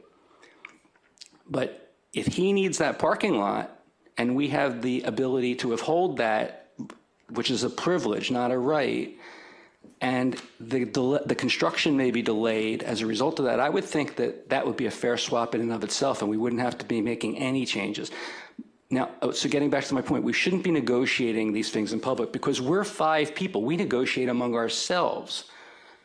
Then we have one person who's on the other side. That person shouldn't get to see our internal negotiations among ourselves as to what we're asking for because they'll see where there's weakness. So that's the point of the Brown Act allowing the City Council to go into closed session to discuss how to negotiate when there's a substantial risk of litigation. So one, I don't believe there was a substantial risk. So the City Council shouldn't have been going into closed session. But if the other members of the City Council believe there is, and they want to negotiate a settlement agreement, they shouldn't be doing the negotiating in public. They should be doing the negotiating after following the proper form to go in closed session, in closed session. We shouldn't have to, last week I said, I don't think the city should have to pay to maintain the trees for 10 years. It should be on the developer. And I hear from over here, no, that seems like a fair thing. Now, if we had agreed among ourselves in private to make that as a demand, the developer wouldn't know there was any weakness on the city council on that provision.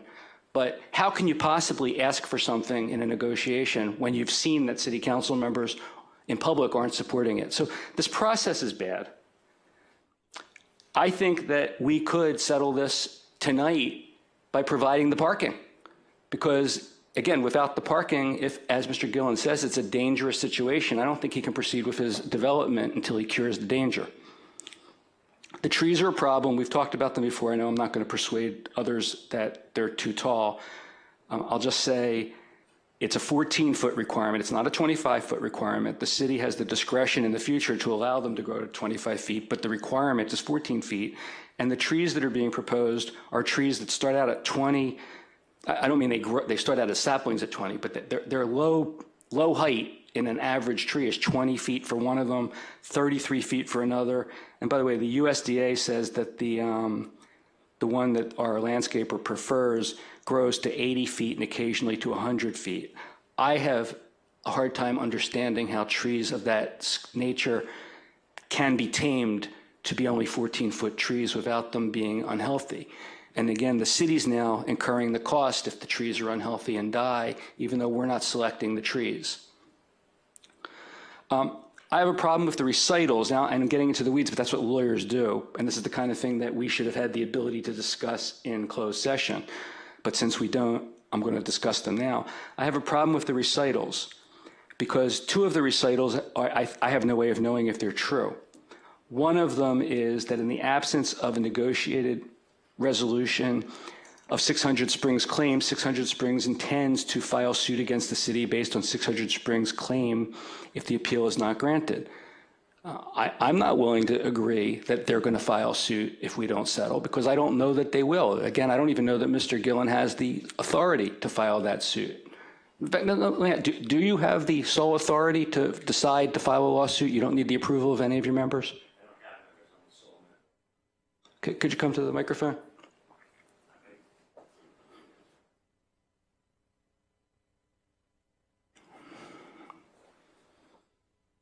Scott Gillen is the sole member and manager of 600 Spring LLC.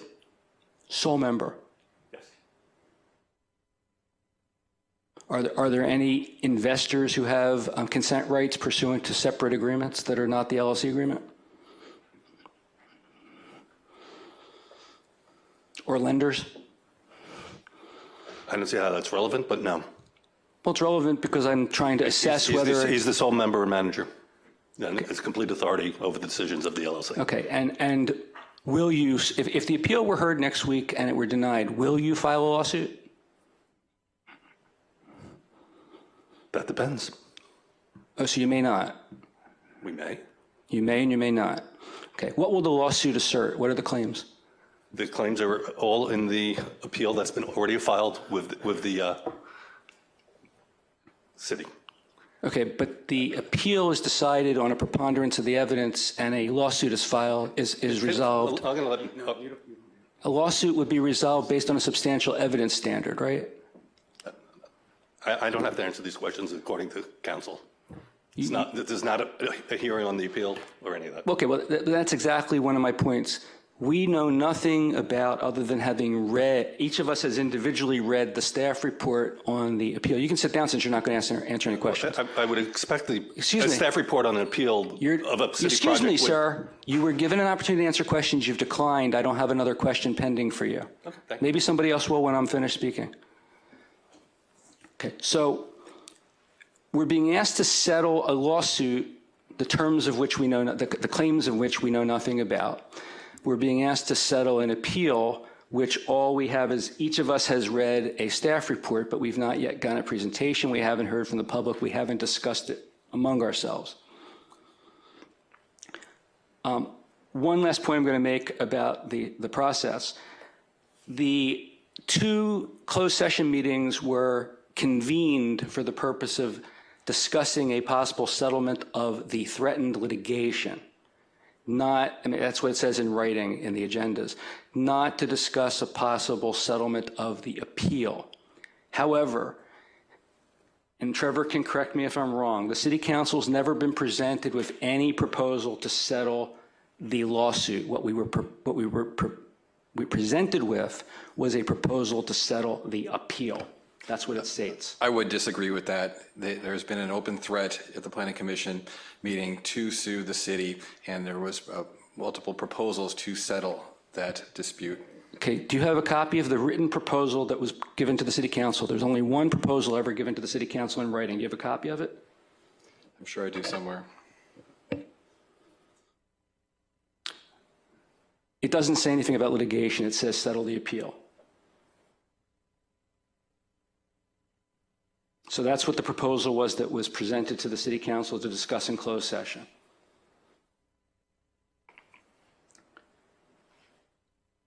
All right.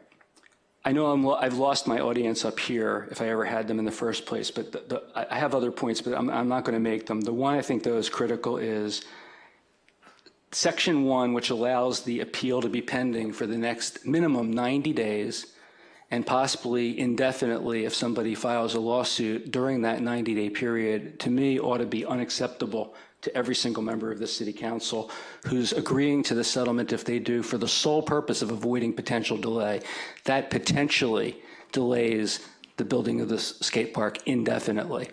And what I think should happen is, unless that provision is stricken, the appeal should be heard next week, and we should decide what to do from that point forward. Anybody want to talk about that, striking that section? I'd like to make a couple comments. There's a song that says, what a difference a day makes. I'll put a different tune to that, what a difference a week makes. A week ago, Councilman Silverstein, Bruce, you sat right here and made all these statements about how it was inappropriate for us to have a closed session. You've just talked about why the closed session would have been more beneficial had we had it. You can't have it both ways. Now, the other thing I want to talk about is you say, you make it sound like the council members haven't done their homework. I want you to see something here.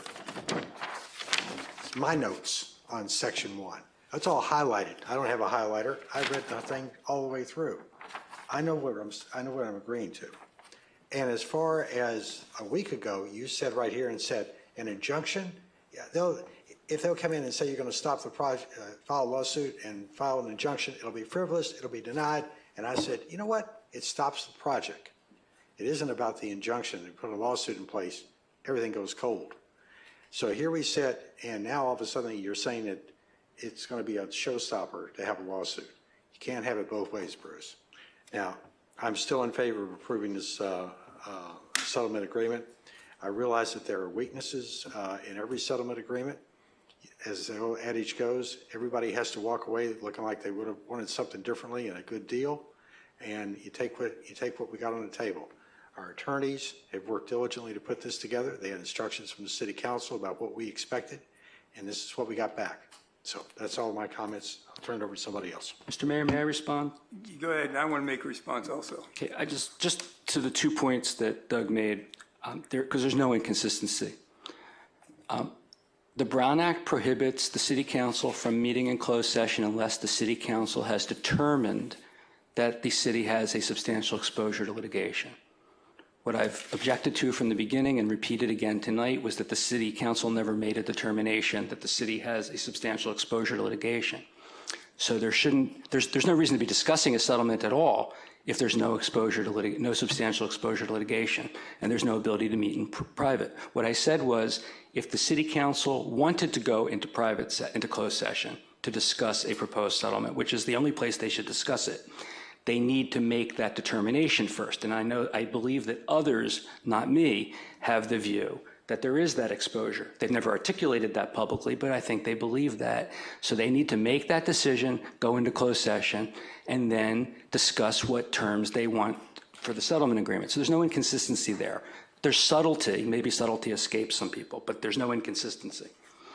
The other point is that I never agreed that, I said last week, and I agree, that the denial of the appeal, even if a lawsuit were filed, would not stop the progress of the skate park, because absent an injunction, it goes forward. Doug said prudence would dictate not moving forward. I don't agree with that, actually. I would still move forward.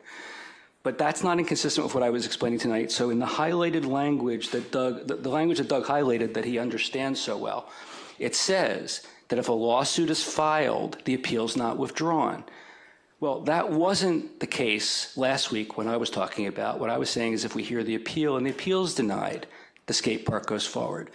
But now the council is being asked to sign a document that states that if someone files a lawsuit, there is an injunction, because it says that the appeal is not withdrawn if a lawsuit's filed until the lawsuit is over.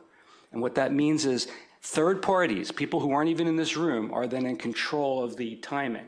Anyone can file a lawsuit, and if somebody files a lawsuit before the appeal's been withdrawn, so they have minimum 90 days, because that's what it says, it won't be withdrawn for 90 days. If anyone files a lawsuit, then we're stuck in limbo and can't proceed because we signed a document that says the appeal's still pending. So there's no inconsistencies. There's subtle differences, and subtleties matter. Thank you, Bruce. Look, like everybody else, I'd like to see the skate park get built.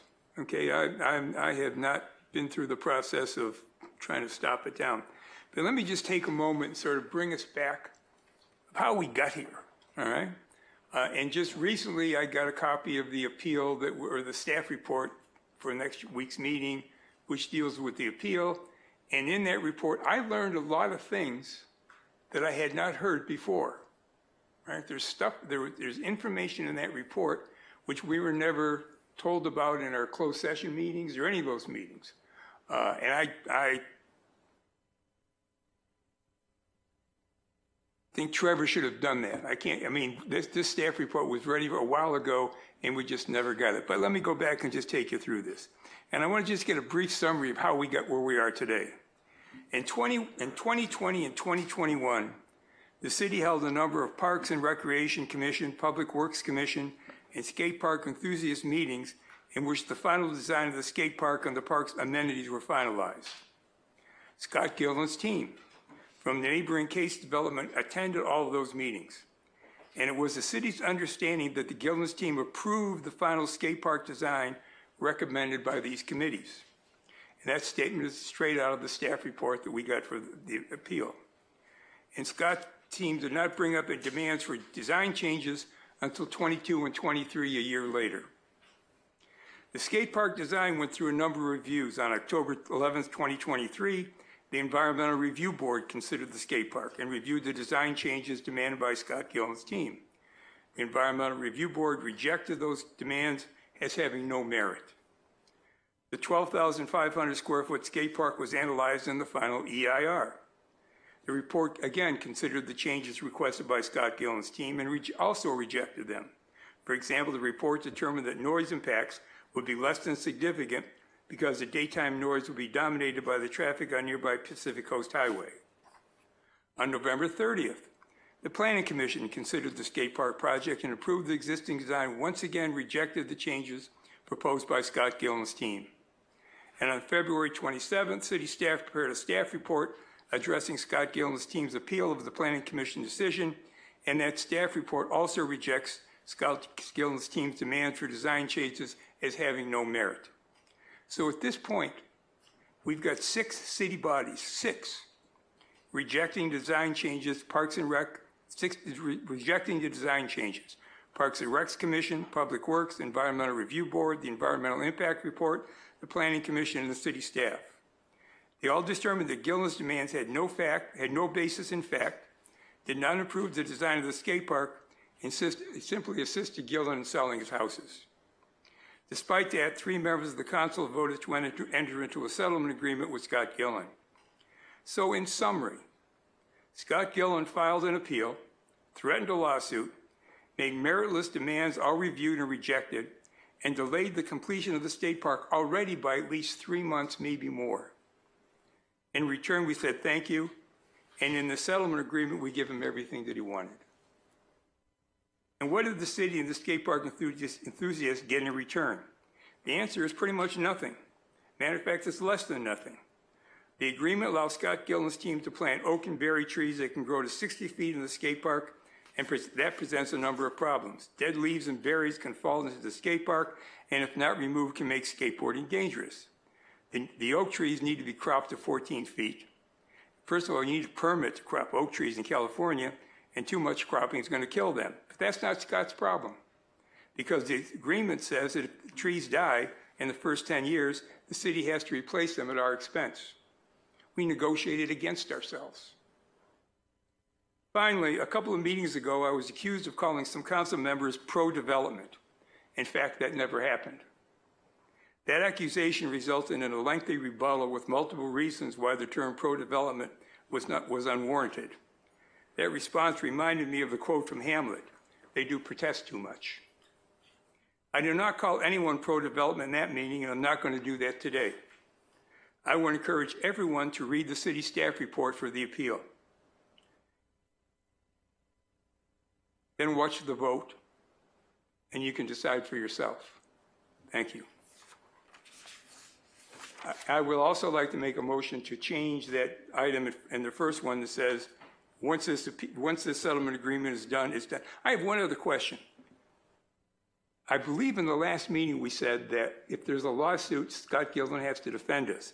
Yet when I read the indemnification in this agreement, it says we're indemnified except for lawsuits resulting from gross negligence and willful misconduct of the city.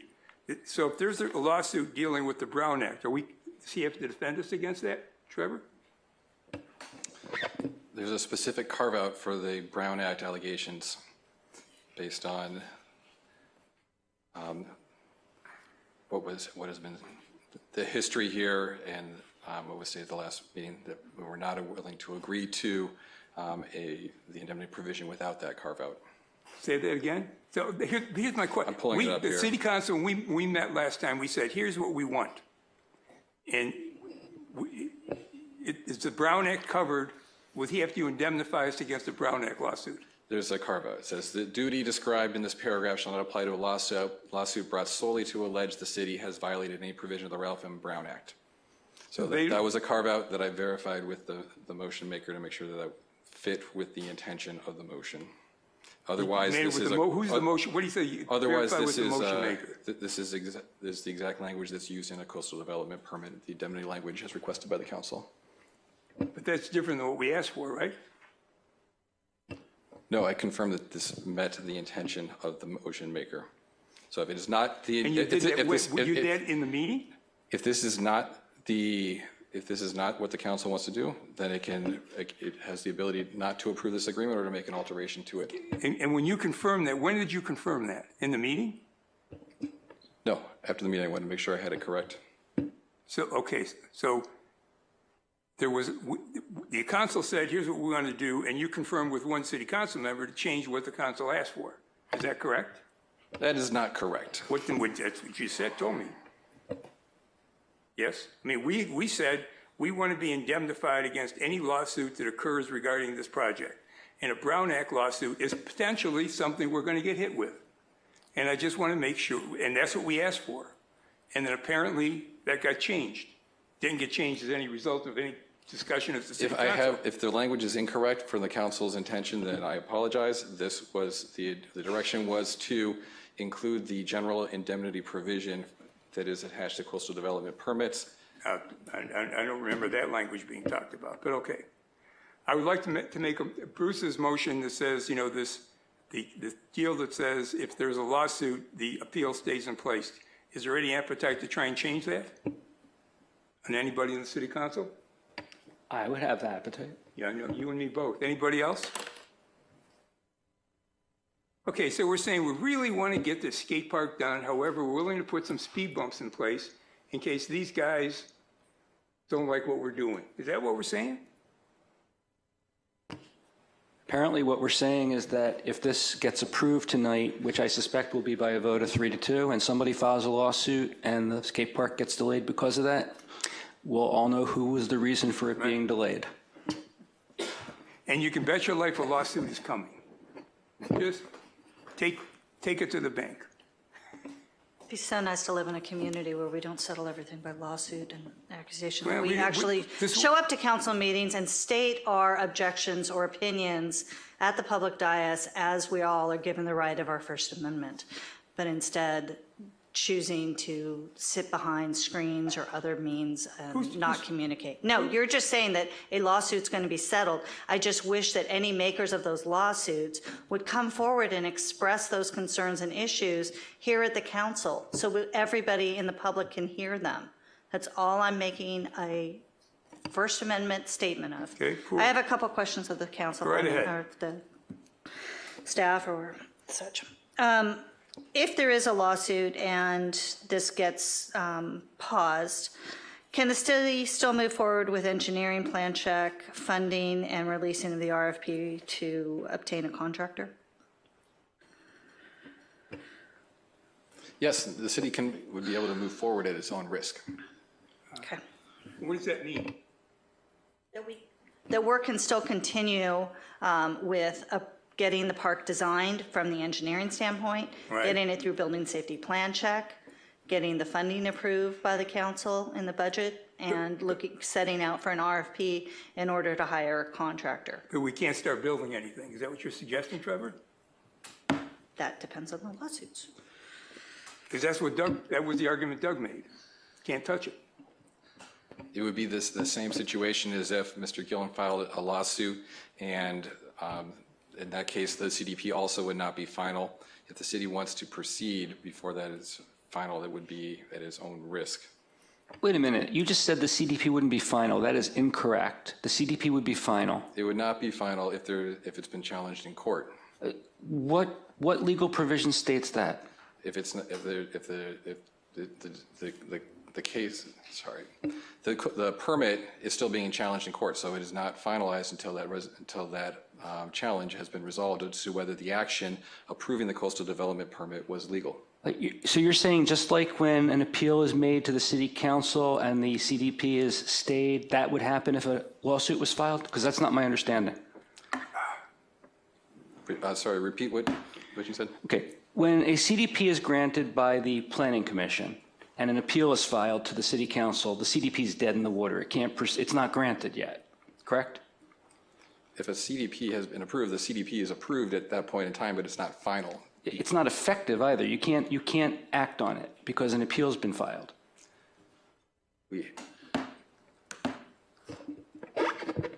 As a matter, yes, the appeal has been filed, so the CDP is not final, and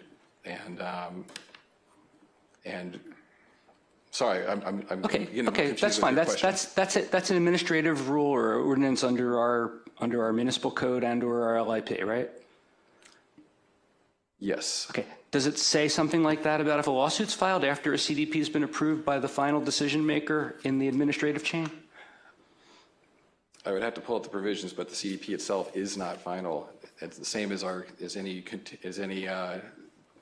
city's going to calculate out any dates for extensions or expiration of the permit. Those don't come into place until the permit is actually final. Okay. If a resident of Malibu got a CDP to build their house and all appeals were final and somebody sued them, would they be allowed to start building their house if they chose to? Richard, do we allow them to proceed while the litigation is still pending at their own risk?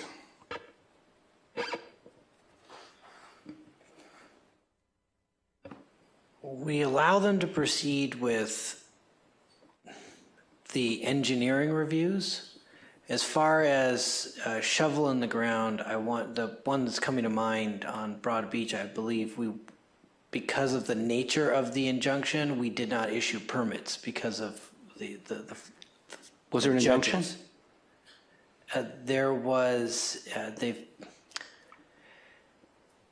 The appellant's attorney filed, and I believe while it was pending, and Trevor, I don't know if you recall this one, it was on Broad Beach Road. While it was pending, the litigation was pending, no construction took place. I don't remember this one. Okay.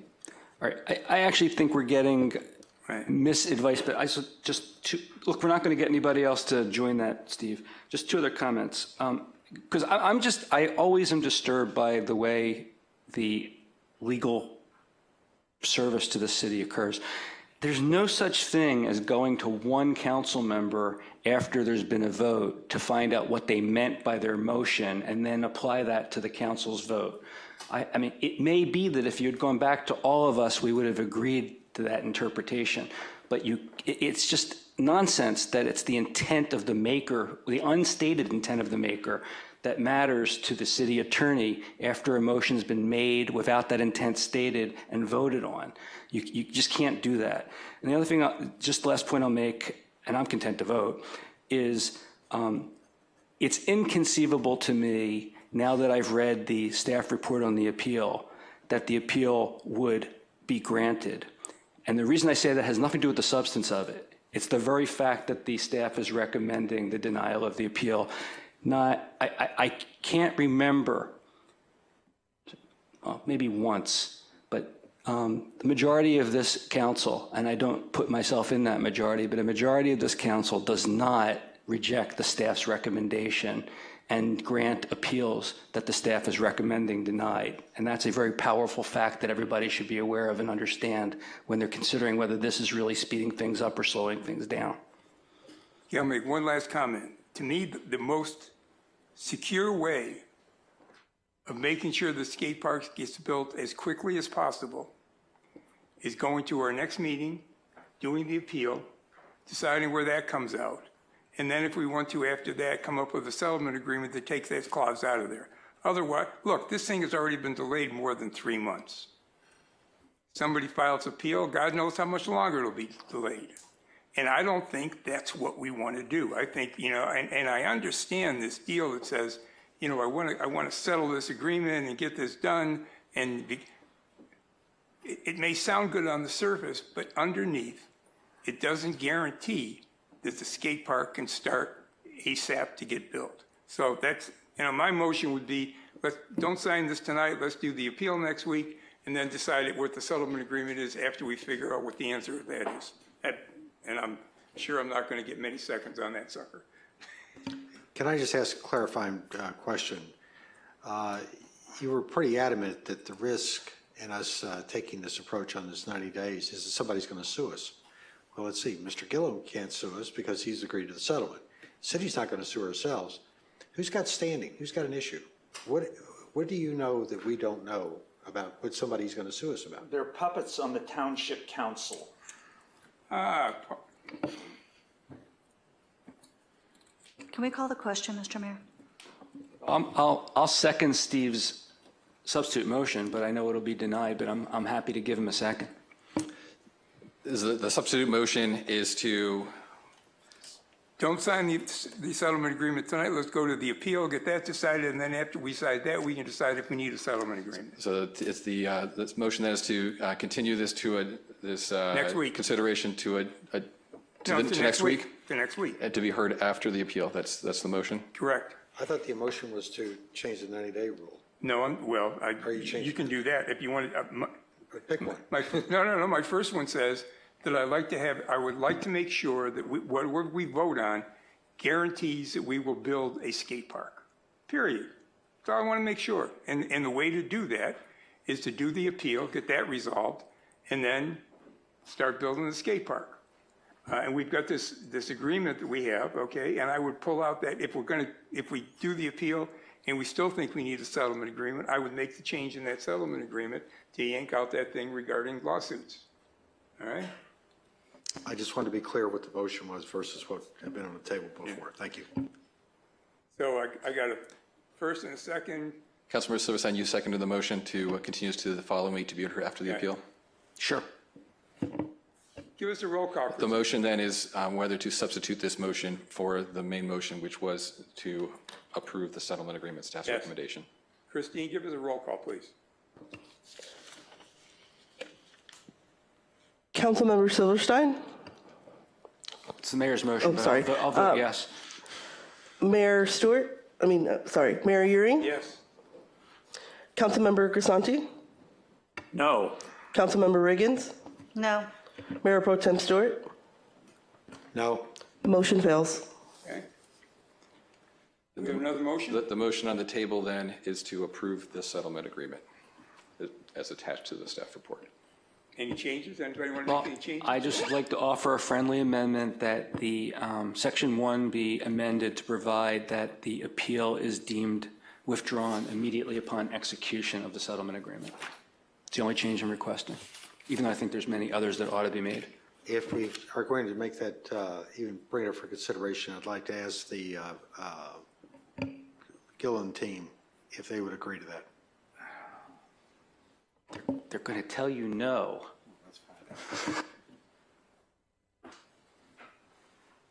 Why do we keep kowtowing to these guys? I don't understand.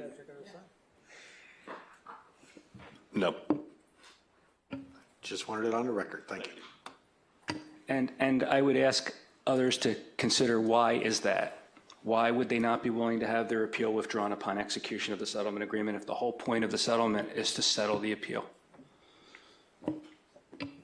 Mayor, can we have the question, please? Sure. Anybody else going to comment? Are you willing to accept that as a friendly amendment? No, I'm not. Okay. Roll call, Christine. Councilmember Riggins, Yes. Councilmember Grisanti, Yes. Councilmember Silverstein, No. Mayor Pro Tem Stewart, Yes. Mayor Euring. No.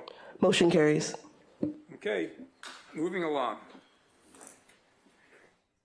Item 1B, wastewater recycled water rate study and proposed rates. Doug, Rob, I think this is yours, right? Brandy's going to give it to us. All right, whichever one.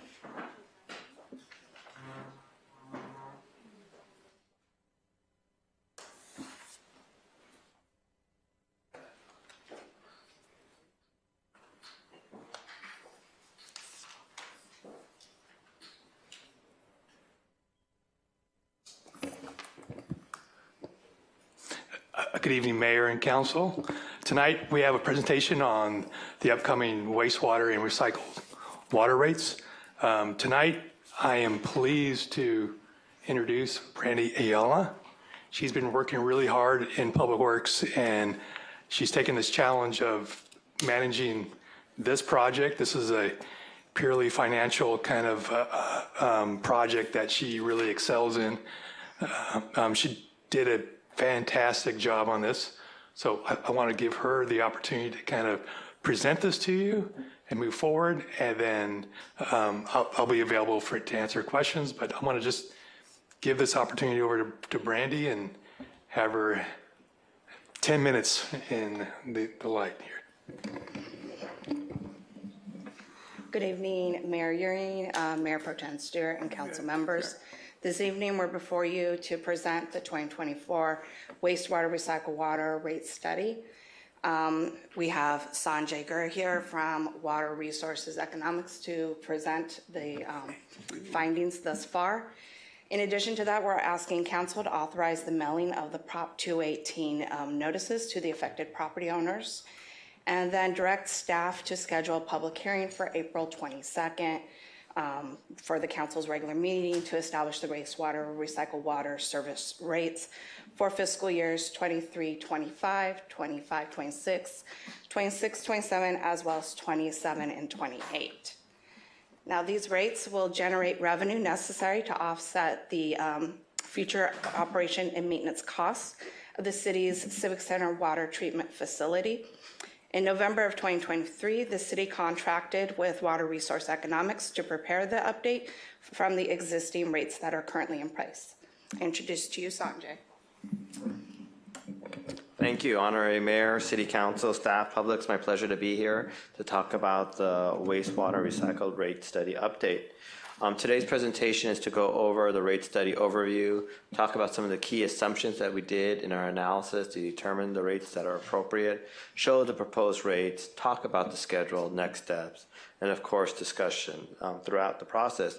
If there's any questions that you may have during the process, definitely interrupt me and we can talk about them, or you can ask your questions at the end. What's the goal of the study? The goal of the study is simple, is to develop rates for 4 years, as mentioned, for wastewater and recycle rates that provide financial stability, pays for the cost, that's legally defensible, and is equitable to the customers.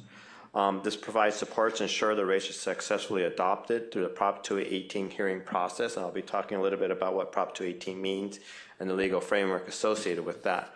But before I do that, let's talk a little bit about how we do a rate study. The rate study typically has these steps where we talk about the framework of the rates, we evaluate what the rate methodology, we ask ourselves, does this methodology still work? The answer is yes. The second question is then the financial plan. How much cash do we need on an annual basis to fund this enterprise?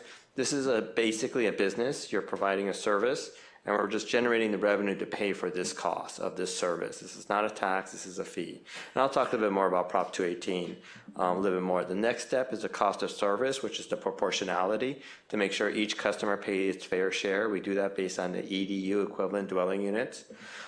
We ask ourselves what's the appropriate rate structure. We're keeping the same methodology of the rate structure. And then we develop a documentation that helps with the legal defensibility, also helps with customer understanding. That's a deliverable that we'll be providing.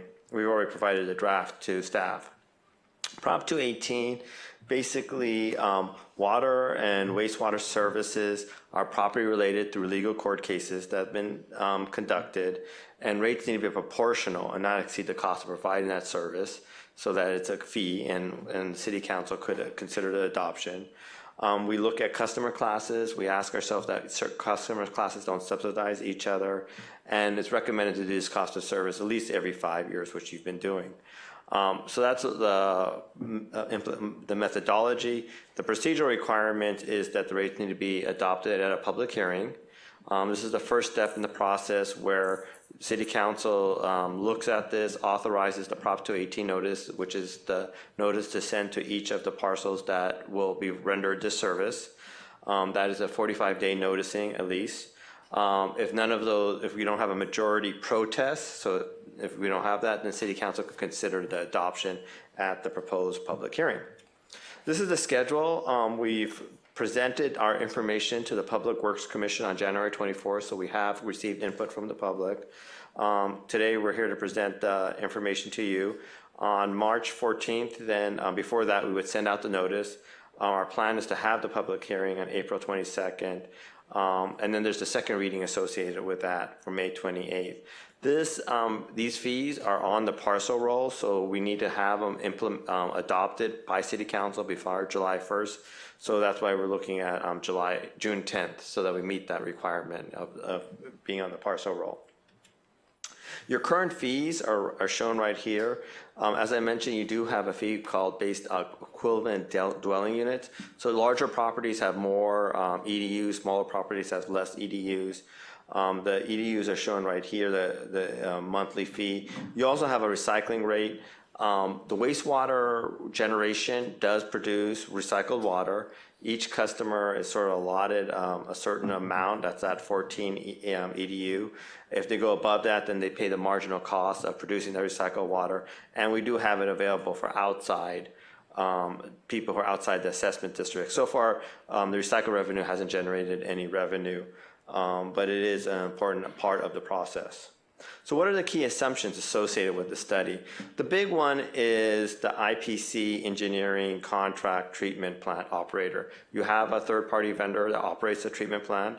That's going to be coming up for renewal, and we estimated what that cost is. There are also some minor personnel costs, other operating costs. Basically, on average, it's basically a 5.2%. There's a one-year jump that's in 25-26. That's when the operating costs of the treatment plant comes on bid, and we've estimated what we think that is. But that's the biggest jump, but on average, it's a 5.2% per year.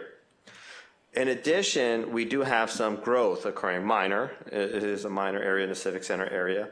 Some new EDUs are coming online. So you currently have 379, then we're projecting that to go up to 387 by 25-26. It's important to have reserves on hand to fund the enterprise. The cash flow of this is that we receive the revenue twice a year on the property roll, but you have expenses that occur on a monthly basis. Also, just in case increased operational costs, emergencies, we do recommend $1.5 million just in case something goes wrong. We have that money, and it helps with the stability of the rates. So with the financial plan, we've looked at the cost, we looked at the increase in EDUs. Basically, what we're proposing is a 2% increase. Basically, we're just covering operating costs. That's what we're suggesting. So just keep it mild, keep it even, do a 2% each year, and that basically covers the increase that we have. If you notice, I said 5.2% earlier, but because of a modest increase in growth, that counteracts because we collect more revenue when there's more growth. So that's why we just need a 2% increase. Based on that, we're showing you the proposed rates schedule over the 4 years. This would be in the Prop 218 notice.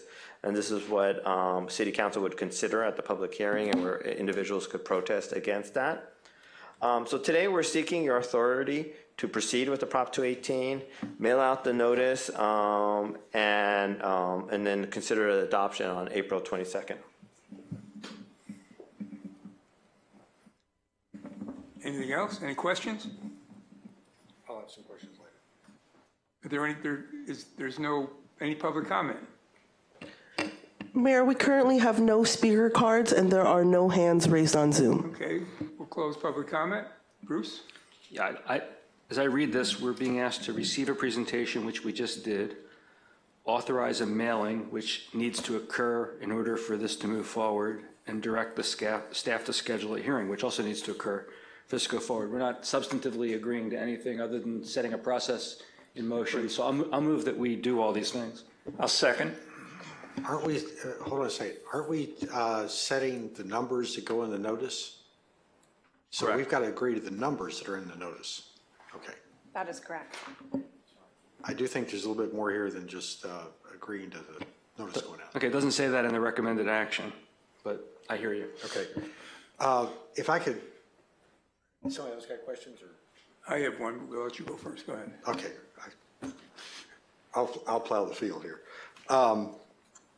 First off, is this a standalone entity? And the reason why I ask that, we've got the reserves at $1.5 million.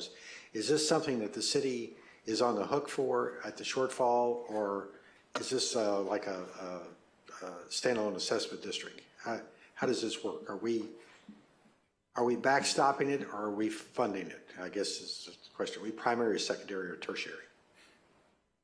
You want me to answer it? Yeah. So we're funding it, and it's been already funded. So we have the money in the reserve. Okay, but this is, let's put it a different way. This is on the city's books, not a separate entity's books. It's on the city's book, correct. Okay. But it's separate from the general fund. It comes from, okay. That's Separate. Separate, but it's in the general fund. No, it's not in the general fund. It's a separate enterprise. This fund can only be used for this purpose. But it's part of our bucket. The overall. Overall, okay. One of the things that always makes me nervous is when we're looking out, in this case, 4 years. Actually, if you think about it today versus, it's almost 4.5 years. The contract that we have, is that a fixed price? In other words, how certain are we on the contract? I'm looking at page 3 of 5 as an example. The key assumption as I read this is how much is the contract? And because that's the majority of the expense, over half of it looks like. Are we sure that that number's right? A great question. That's something that we'll evaluate and look at when we go out to bid for this services.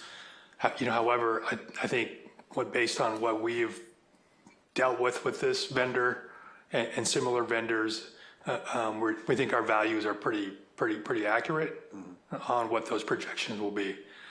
Keep in mind that the timing of these rates will also kind of correlate with how we move forward with phase 2. And once that project is set and completed, we'll have to do this process again with all those new property owners for that get into the properties for phase 2. So this will come in and be a gap until we get phase 2 operating. And then we'll have to do this again with the entire group with phase 1 and phase 2. Okay, that was going to be my question. When you do phase 2, you're going to reset the rates for everybody. So they're not getting a guaranteed 4 years. They're just getting best estimate for 4 years. Correct. Okay. And I was going to ask a question, but I think you've almost answered it. How confident are we on these assumptions? It sounds like you're pretty far along. You're pretty confident, right? So we've been operating the treatment plant since 2018. We have a pretty good understanding on what is really needed to operate and maintain the facility. Our operator is absolutely amazing and does a really good job of kind of making sure we're sticking with the budget and keeping those rates kind of low and keeping that. So we have a really good understanding on what is really needed, and we can project those out kind of farther out with cost and what those percentages to get those out. Okay.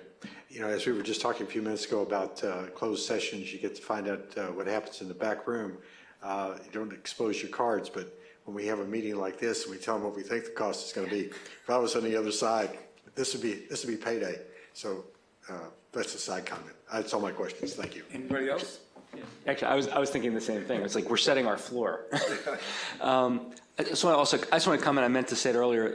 I forgot your name. I'm sorry. On the end, it's Sanjay. Sanjay. A lot of our consultants come in here and make very technical, dry presentations that I don't really follow unless I read the report. That was a great presentation. I really appreciate it. All right, one quick question, Rob. And somewhere in the back of my mind, I remember a conversation that I think you brought up that talked about setting some reserve for future enhancements or future maintenance of the wastewater treatment system. That we had to start setting a reserve up because somewhere down the line we're going to have to fix things. Where does that stand? That's what we're adding in for this race is having that reserve. It's going to be covered with that reserve. Right. Okay. So I believe when we first started the plant and did the rates, we initially said no, we didn't need reserve because it's brand new. It's we didn't need anything. A lot of the warranties were for all the equipment were still valid. Now they're past due, and so, but it's good to start having reserves just in case something happens. No, I agree with you. I just remember you bringing it up at some point in the past, and I just didn't forget that, so that's okay, good. Anybody else? Can I get Marianne? You guys mentioned a certain amount of EDUs currently online and that you anticipated going up to 387. What is accounting for that increase? That would be the case court properties once completed in construction. So has there been any evaluation of the city's properties adding additional EDUs during that time period? No, this is not adding any additional capacity for any other additional city properties. So what happens if we're proposing development on those properties? Do we need to understand that during the design of those properties of how much wastewater we'd be entitled to? So we're in the process of developing a wastewater allocation process to where we can allocate some of the wastewater in the Aoki lot over to different properties we have. So if we wanted to transfer 300 gallons per day from the Aoki lot over to Bluffs to account for the future snack shack and restrooms, there'll be a process on how we can do that. But what about the actual development of the IOP lot also? That lot has a substantial amount of allocations, like probably 20 to 30,000 gallons per day. Okay. And it's a lot. Okay. There's recycled water. You said people aren't using the recycled water now? Can you explain that? So the city is using the recycled water to irrigate Bluffs Park. And are we able to utilize all the water? Or is there leftover that's still getting injected, or is it a? So the injection wells for disposal of the treated wastewater, we have to do daily flushing of those wells to make sure they're still operating. What happens if you don't operate those wells on a consistent basis? The screens that are within those wells, they get clogged up.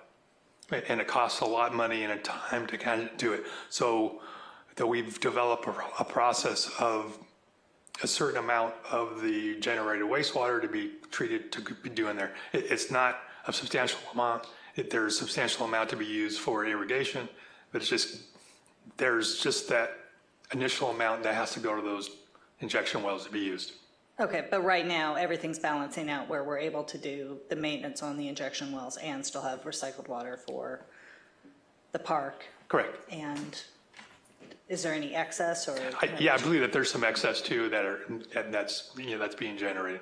Okay. Okay, that's all I have. Thank you. Paul? I just want to take a moment to thank Rob and Brandy and Sanjay for coming and prompting fond memories of my years on the Public Works Commission. And what a pleasure it is to have something that is understandable and makes sense, especially to me. I will say And I that. can hardly wait for us to take the recommended action.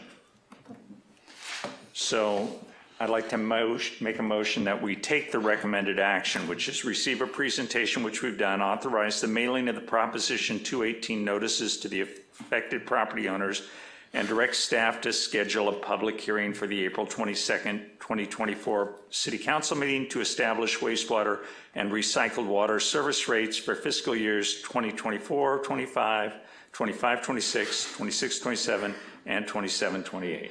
My short-term memory tends to be not very good these days, but I believe I made that motion and you seconded it already. Oh, well, let's call the question then. Go ahead. Everybody in favor? Aye. Aye. Opposed? The ayes have it. Okay. We're going to adjourn. Make a motion to adjourn? Thank you. That was unanimous, right? That was unanimous.